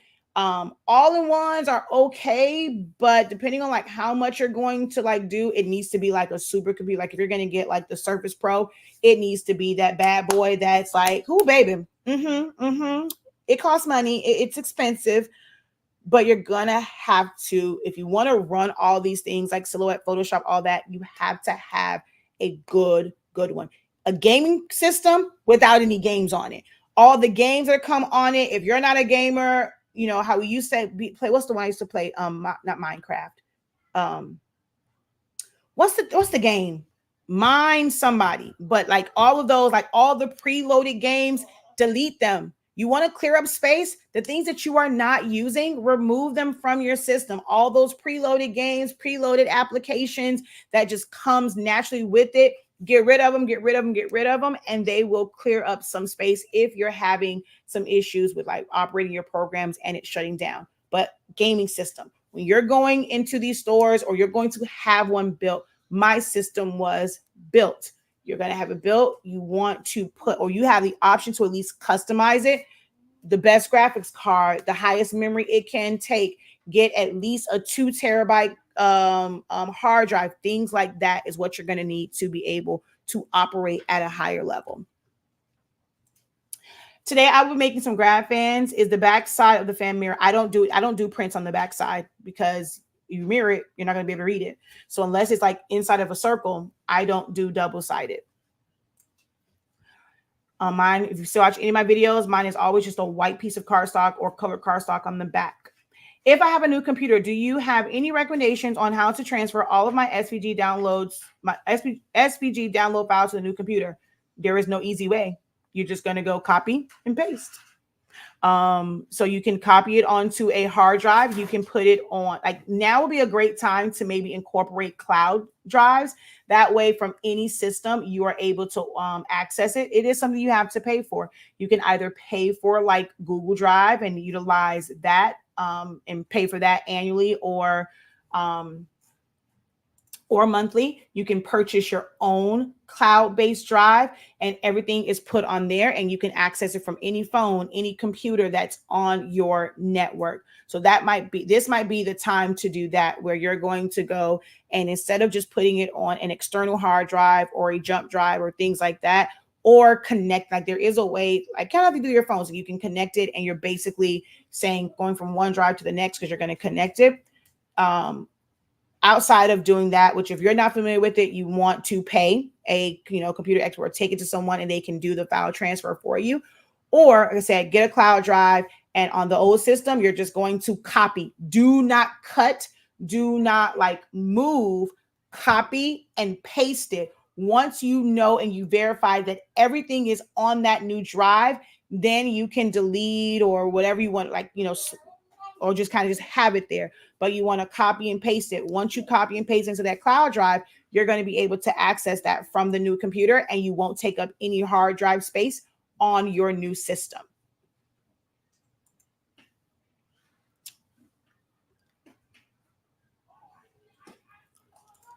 Are you saying a gaming computer is better than a computer? Yes, a gaming system for anything graphics, because it's meant to hold graphics. So that's the easiest way. If I get into technical stuff about clock speed for graphic cards, if I get into like actual sizes of like your memory card and your heart, like if I get that technical, you're gonna be like, excuse me. If I start talking about gigahertz and this, excuse me, ma'am, you might as well be talking Greek to me. Like, what you talking about? I don't understand that. What do y'all say? Can you put it in plain English? Can you give it to me on a kindergarten level? Like, if I go into those and that's not the world that you were in and you're not very techie and you don't care about all of these little things, if I start naming out graphic cards and different things like that, different processors, like if I get into processors, because even, most people know Intel, right? But if you get into different ones, it's going to be like, okay, I don't know what the hell you're talking about. But if I give you a direction and now you go into the store and you're going to ask what's supposed to be expert there about, hey, what is a good gaming system? If it's compatible with virtual reality, with VR, even better, because those are things that naturally uses a lot of graphics. You may not ever be using that much, like need that much power behind your system, because you're doing just, graphic designing and things like that. And it's like, it's not moving, it's more static, flattened images. But if you're doing a lot of text holds a lot of data, a lot of data. Oh my gosh, it holds a lot of data, which is why there are different programs. If you're doing something that's like document based, you don't really see people doing a lot of like full on graphics in these document based programs. If it is, it's something small.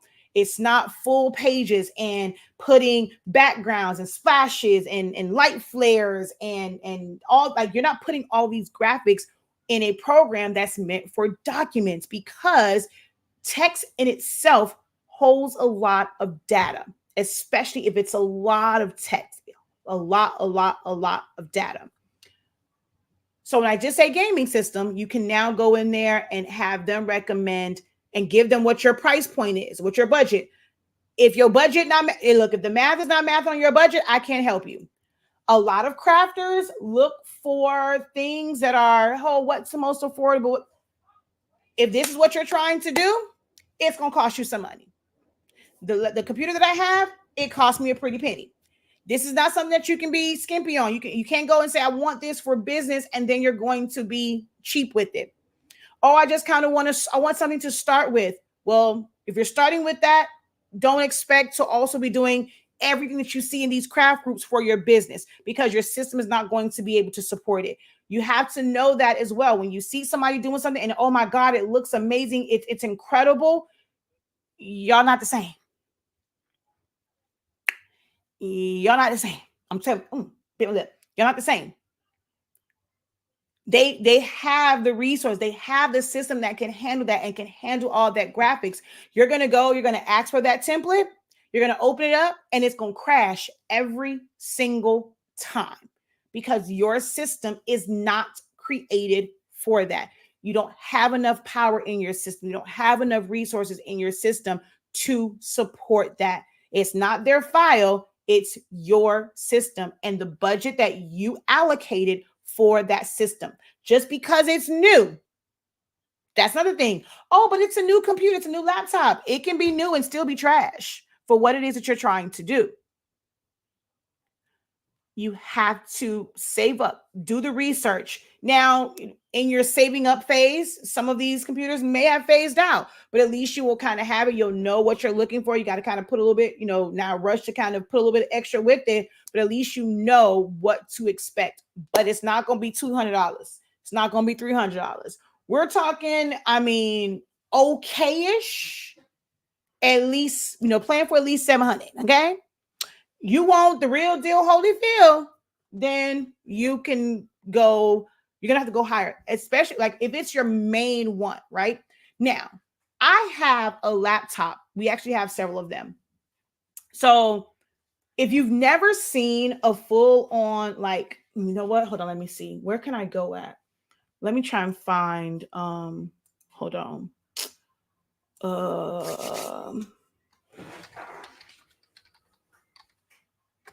Hold on. Let me see if I can find.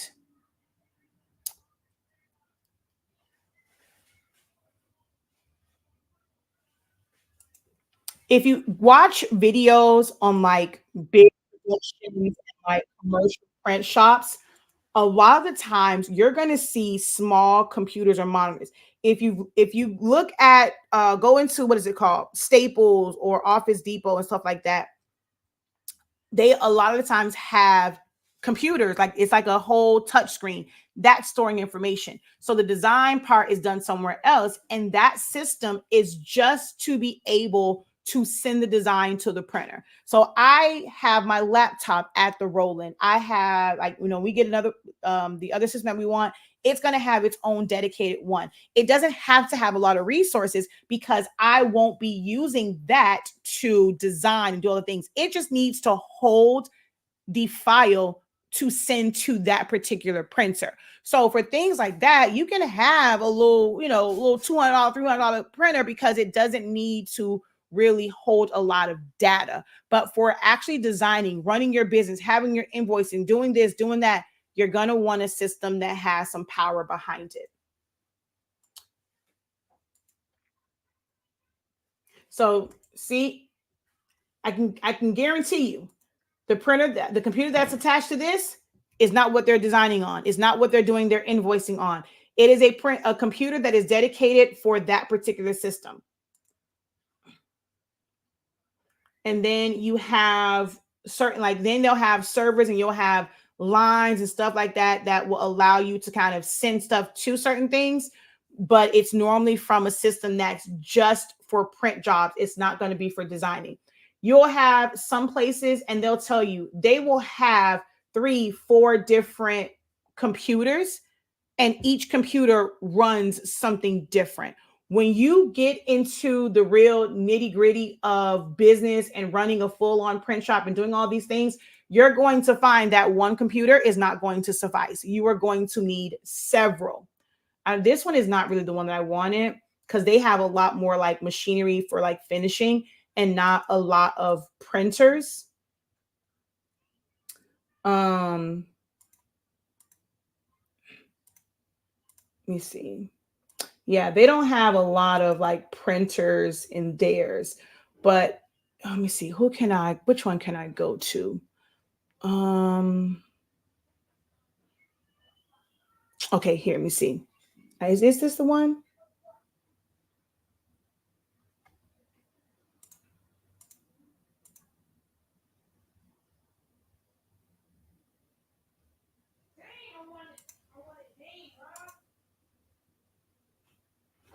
A computer here. They're on different computers here. There's a computer system right here.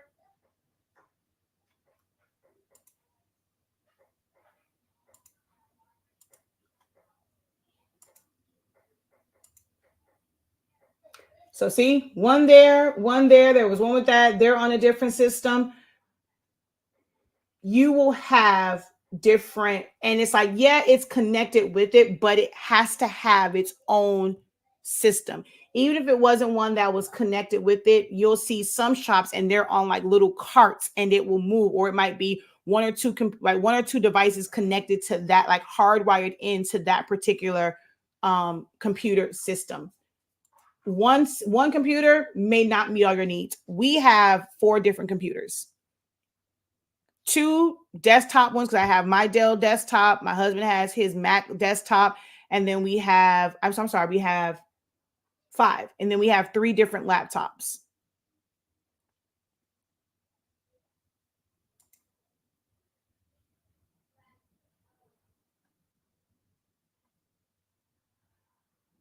And all these line drops is like, then it's like, if you're going to have one, since it's a powerful system, but you're going to have line drops to these to be able to just send it to the little monitor that's on there. That's going to store nothing but that file. It's not storing the whole design. It's storing the RIP software file.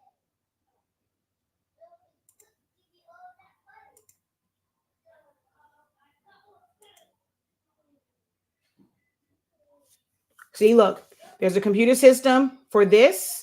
There's probably one somewhere for most of these. Look at how many. And you're thinking, okay, well, it's because like, no, you really need that many computer systems. Each one of these has its own system. You would never try and run, even if you just kind of had one, it would be ridiculous for you to try and run it because the memory that it would need to process like the cuts and all of that, and then you're still trying to design.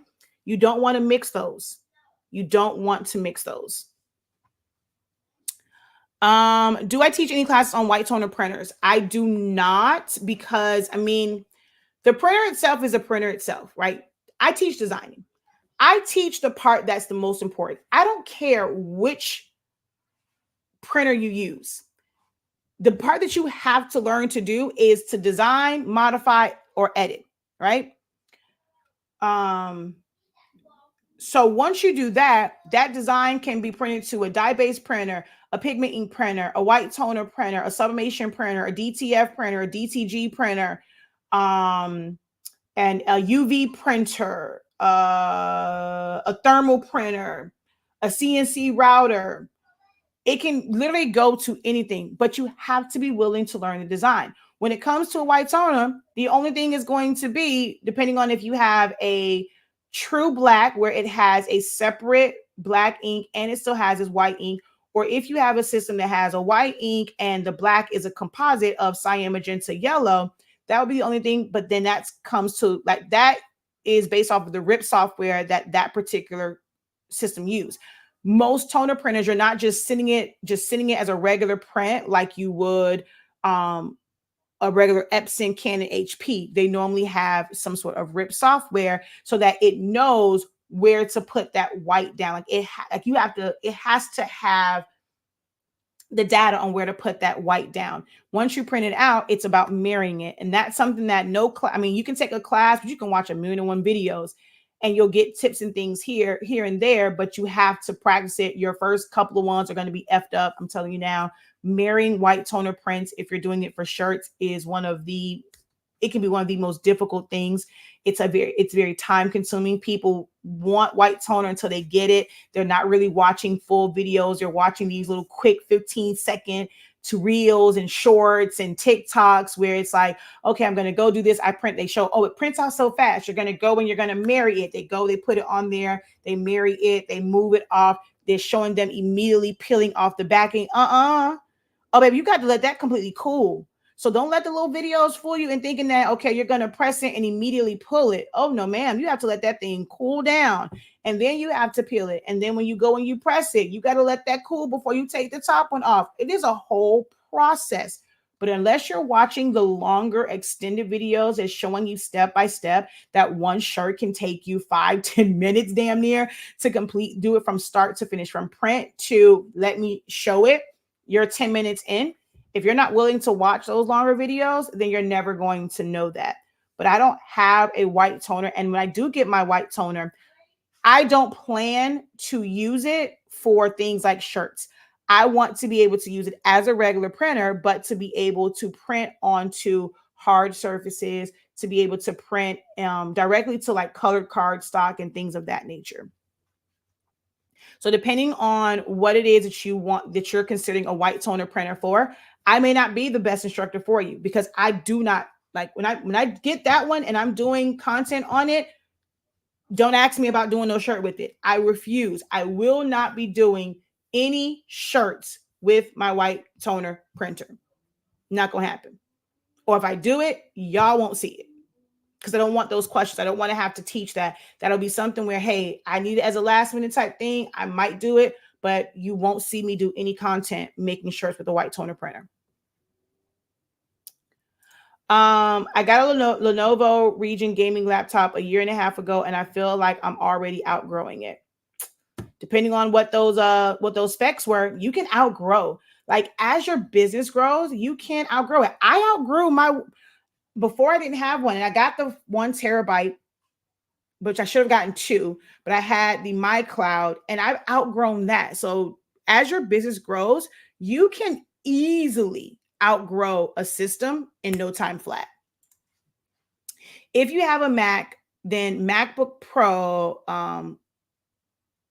if you have Mac, then MacBook Pro, and have it built or the desktop built. Exactly. It's something that you want to have full control over the specs that are going into that system.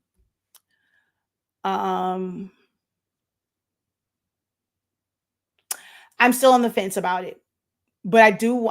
It's the one I'm on is like about 13 because I prefer to have the one that has the full on black. Like, so basically it has black, cyan, magenta, yellow, and white. So it's 5 versus just the 4 having the white, and then it's just a composite black. So I'm still kind of on the fence because there have been some newer ones and things like that that's kind of come into the market. So I'm still on the fence about which one I will get. And I have to think about space as well. That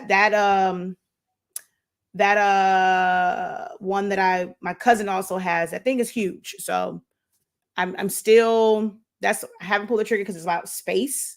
That's the main thing, is space, space, space. Some of them are great. People are like, oh, they're like starter ones. But for what I want to do, the starter ones just aren't going to cut it for me, because I know once I get that, I already know exactly what I plan to do with it. And the smaller one won't meet my needs. But that's all that I really have space for right now.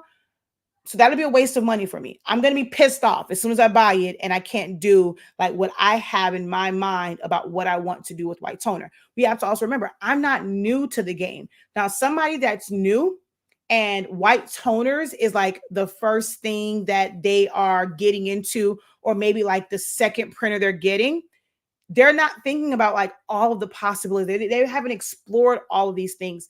26 years.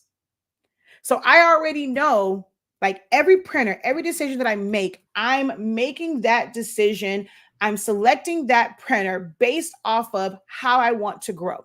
If what I am doing right now, if it works, unless it's an upgrade of that thing, adding on another printer, like a white toner, shouldn't, it's not too, because it's not the same as my pigment ink printer. It's not a sublimation printer. I'm not going to go and say, okay, well, I want to get a white toner because I'm tired of polyester shirts and I want to be able to do shirts like that's how some people, like, they think that that's a solution to sublimation. That's a totally different process. So getting a white toner is not a solution to the issues you're having with sublimation. It's a totally different process. And that's kind of how I approach getting new printers or getting new machinery, getting new equipment.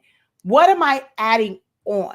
If what I have works for that thing, unless I'm going to upgrade it, making decisions like, okay, I now have a converted sublimation printer. I have an Epson printer that I have converted.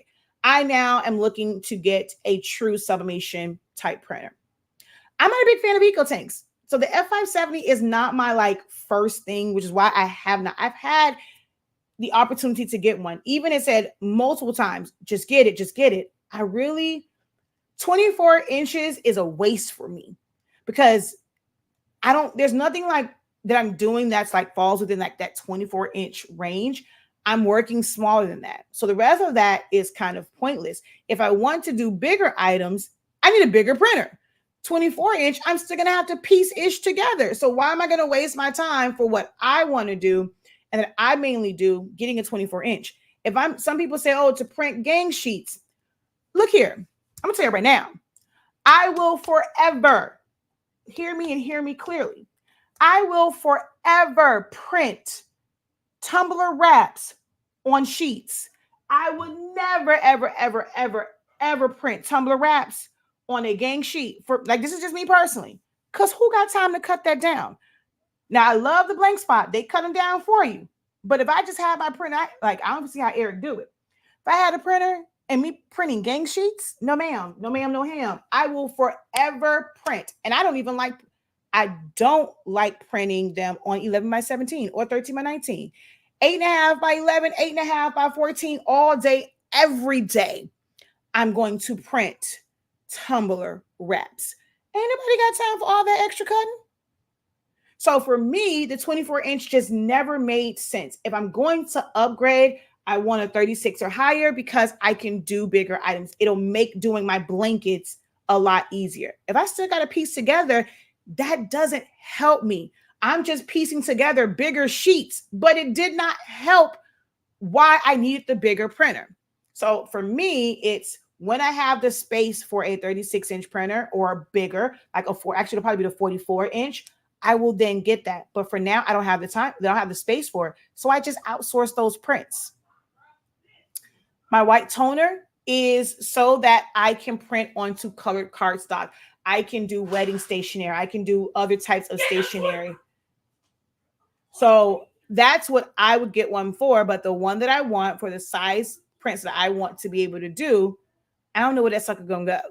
So until I'm in a space where it has a place to live, then my DTG printer, the one that I want, is humongous. The pre-treat for it is humongous. I have no space for it. I know the one that I want to get. I know how much it costs. I've done the research on it. I've stalked it to death. but I cannot pull the trigger on it because I have no space for it. But I know how much it costs. I can get it at any point, have the money for it. I don't have the money for it to add on space. So I don't get it. So that for me, when I'm choosing printers, it's about how is it going to add to the business? And that's like, you know, when they say opening up another stream of income, I'm not going to use that new printer for the same thing that I'm already making money on. Am I making sense? Because y'all got quiet on me in the chat. I told y'all I like response backs. Oh, that makes sense. I like that. Like, I like those types of responses because now I don't know if I'm just babbling and I'm going over y'all head because y'all not talking to me. But I think that's also a sign that maybe it's time to go because guys aren't asking any more questions. So we've been on for 2 hours. Really, really, really long time. Really long time we've been on. And the questions have slowed down. So maybe, you know, it's time to go ahead and shut down. I don't know the next time that I will be able to do a Saturday one. So I was trying to really milk this one because I don't know when the next time I will be on a Saturday. Last call. No one, and I really thought that I was going to have questions like, man, I thought y'all would have some design questions. I see y'all in the groups and how do you do this? How do you do that? And when I get on live, I don't get any of those questions. That's so crazy to me. I see y'all in the groups. I'm in the same groups y'all in. Just listening doesn't help you guys though. Well, you ask questions, so it's not you. You got some great information for you, but there's so many people that are watching and they sit and they're just waiting for someone to drop a gem that they consider to be a gem, but it's not a gem that's going to really be beneficial to you because some people drop gem and they'll say, oh yeah, get this, get that, but then they're not talking about those things like, have you thought about where you're going to put this at? Have you thought about how it's going to elevate your business? I actually have a pro call with someone. She got a 36-inch printer and it's like, it's been sitting there for a really long time. So we have a consultation. We have I'm not calling it consultation, but we have like let's say coaching session, but I call them pro calls where we're going to brainstorm and help her understand, like figure out what it is that she can start with utilizing this printer. And it's not a waste of money because right now it's just a waste of money because it's not being utilized. There's no return on that investment happening. So she got it. It's like, okay, yeah, it would be great to do X, Y, and Z, but how do I execute this? You don't want to go and get a machine and then still have to pay. Like you want to know before you make that purchase.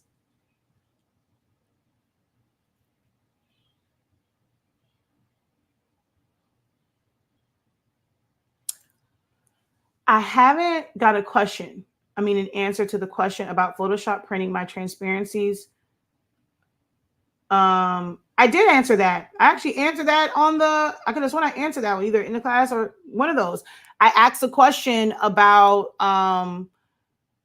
about how you saved it or something like that. Like things like that, I can't, because if you are saying that it is completely transparent, you didn't have anything, you didn't have a fade, you didn't have like things that you brushed in or anything like that. Like it has to be nothing there whatsoever. You can go and if you had, I'm going to go here, you took your brush up and I'm going to take my brush up a little bit higher. Oh, I don't want to do black. I want to do white.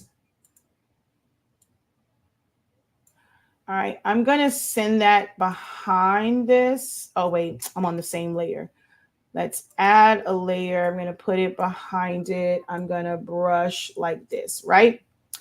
So I'm now going to tell this to trim away the transparent pixels. Nothing changed. Why? Because those are not truly transparent pixels. I've actually mentioned this before. You should always trim down your transparent pixels. If you go and trim down your transparent pixels, you use trim and you still see transparent pixels, there is color there.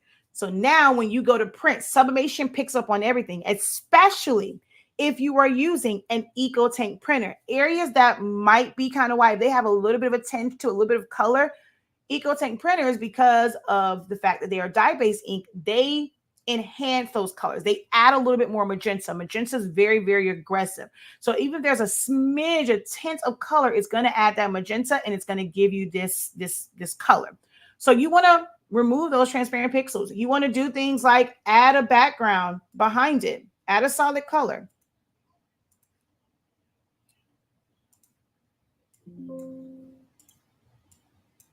You see how that color is going up? That's going to print. So there's things like that. It's like it comes with understanding design. So it's not something that your printer did. It's probably something in how you did your design. Without me having your Photoshop one to really analyze like your Photoshop file and seeing what's there, what layers are there, I can't really say it. The average person thinks just because they see gray and white that means that it is transparent. That is not the case.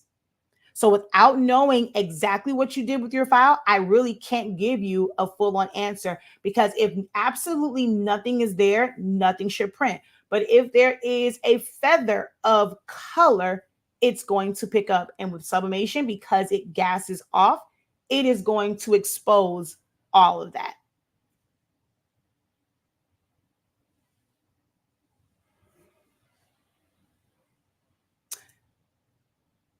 Yay, awesome. I may have been present when you answered, so my apologies. I remember putting it in the student union. Thank you so much for the computer information. I haven't pulled the trigger yet, but yeah, check your, I mean, you guys are in, remember to take advantage of the thing, like the resources that you have. You have taken a class with me. If you're in the student union, you can email me your file.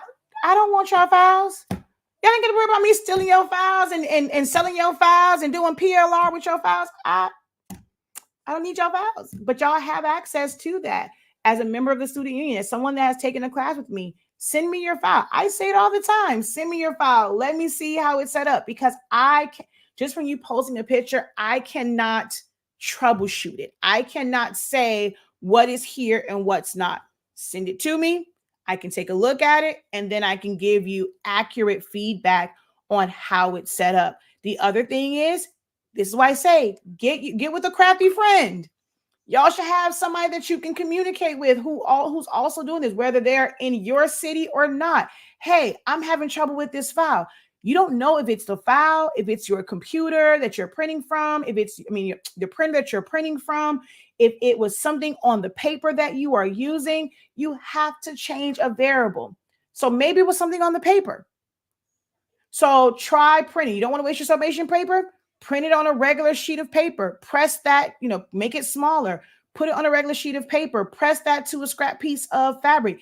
Is it still showing up? No. Okay. That means if only thing I changed was the paper, then there was something on this particular paper.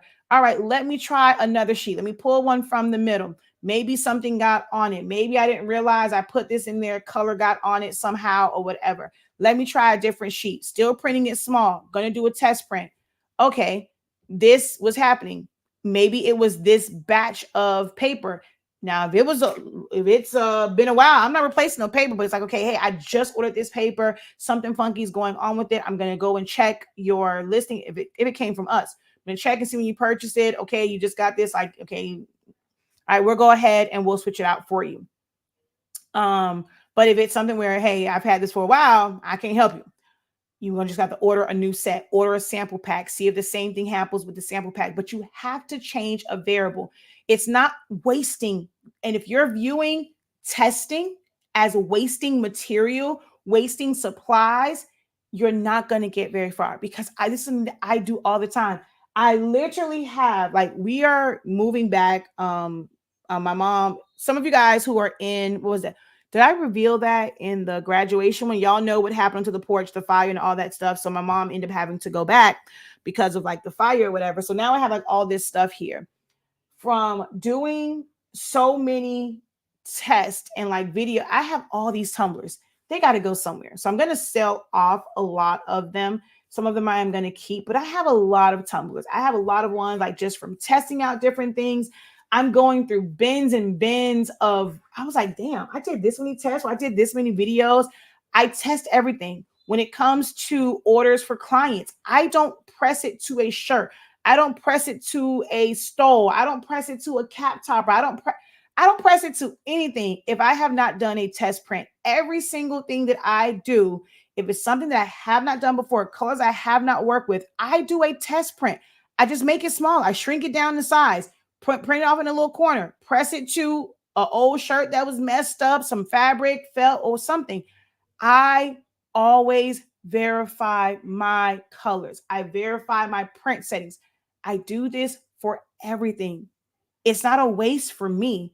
It's to ensure that that big thing, that big substrate, that big blank, this, wasting this huge amount of paper, I'm not going to do that because I've tested it. So in business, I realize that certain things it's not wasting, but it's also built into my pricing. Those who've taken pricing with me, y'all know that I talk about accounting for those things. So it's not a big deal for me to go and do a test. I never see it as me losing because I've already calculated that into my pricing. Make sense? So if you're not able to, like, either just send me the file, I can print it and press it from my system to see if I'm still getting that. If I'm not getting it, then now you have to look and see what's on your side. But if I am getting it as well, then it's something with or me or anyone else. Now all y'all can't send y'all stuff to me. I'm telling y'all now, y'all, I can't. Or if you send it, don't expect it to be where you're going to get a response back like immediately, whatever, because I still have my own business to run. But if you have a crafty friend, a creative friend, someone that you're in classes with, communicate with them, network with them, collab with them, be each other's accountability partners. You go and you send it to them. Hey, can you check this file out for me or whatever? And see what results you're getting, how are your colors coming out, which printer do you have? That also might tell you if it's your printer, if it's the ink that you're using. If you guys have the exact same printers, but you are using different ink, they're getting one color, you're getting another, their color is the color that you prefer because they use an HS ink, Sublimation ink, and you're not, hey, that tells you something. Now, if y'all have different printers, then it's like, oh, wow, what type of printer do you have? I wish my colors look like that. Now it's like, man, I need to, if you don't like your colors, you now need to look into a different printer. Like, you have to have checks and balances. You have to have someone to look at what you're doing, print it out, and it be done on a different system, a different setup than what you're doing because you're going to keep getting the same results. Try a different file. So that's another way that you can quickly test if it was a paper issue. Print a different file. If you print that out or like even if you create another file in Photoshop, just put a circle there, put a star there, fill it in with color, print, press it. Did you get it? No. Then that lets you know it's something with the file. I don't know how to necessarily teach it. Like, I couldn't really do a class. I'm probably sure somebody's saying, I wonder if she can do a class on that. I don't really know how I would do a class to teach you about troubleshooting. These are things that have come with time and writing notes and like having, I did work a job where my job was troubleshooting. I was in the Air Force. My job was ground radio communication. So on ground radio maintenance. So we fixed the radios that they use to talk to aircraft. Something's wrong. We have to go through troubleshooting measures and we have to trace back different things. We have to change certain variables. I was a science nerd. You have to do those things. So for me, it comes natural. Other than like situations like this and someone asking a question and me kind of giving you, hey, this is what you can do to troubleshoot. This will be your steps to be able to test X, Y, and Z. There's really no like class that I can do to teach about troubleshooting, if that makes sense.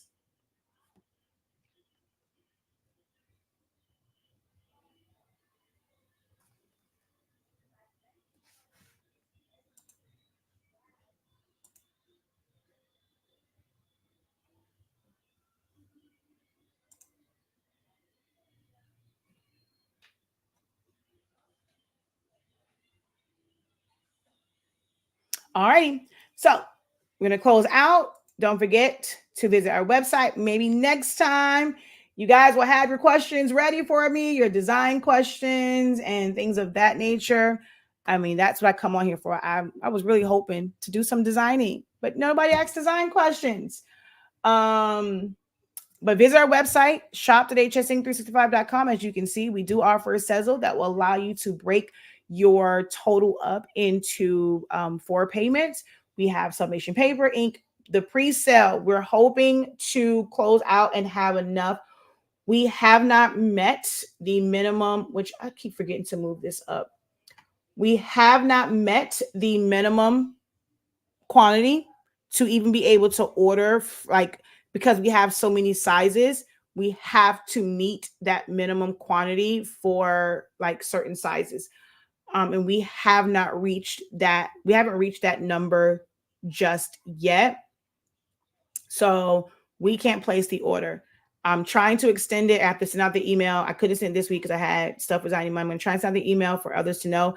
The original cutoff was May 10th, which was last week, Friday. Now it's like a week later. We're still nowhere near what we need. We may have to, I'll probably just have, like, for those who've paid, it's like, unless you're willing to continue to wait, I'm probably going to have to shut it down, refund, and then just reset the pre-order again. Like, we still can't just order it, but I don't want those to feel like, oh, I paid for this, she said this date, and it's not, it hasn't been closed off yet. There, my 8 to 10 weeks is now being extended even more. So I may have to refund. And for those who don't want to like wait again, because if I restart it, I'm going to do it and basically have it for another four weeks of pre-sale or pre-order window, and then set a cutoff date and then order it at that point. So yeah, we're going to try and do at least one more week. And after that, I may have to just refund everyone who placed a pre-order and just restart it over again. And hopefully by then, because it'll be the summertime, I can actually go live. I can advertise more, because some people just didn't realize that we were doing a pre-order. And I haven't done a lot of videos with the rolls. So some people don't realize the benefits of the rolls to know, let me get my pre-order in. I need rolls in my life. So, but yeah, I am going to talk to you guys later. Visit shop.hsinc365. Until next time, have a great one. Continue to unlock your creativity and be incredible. Peace.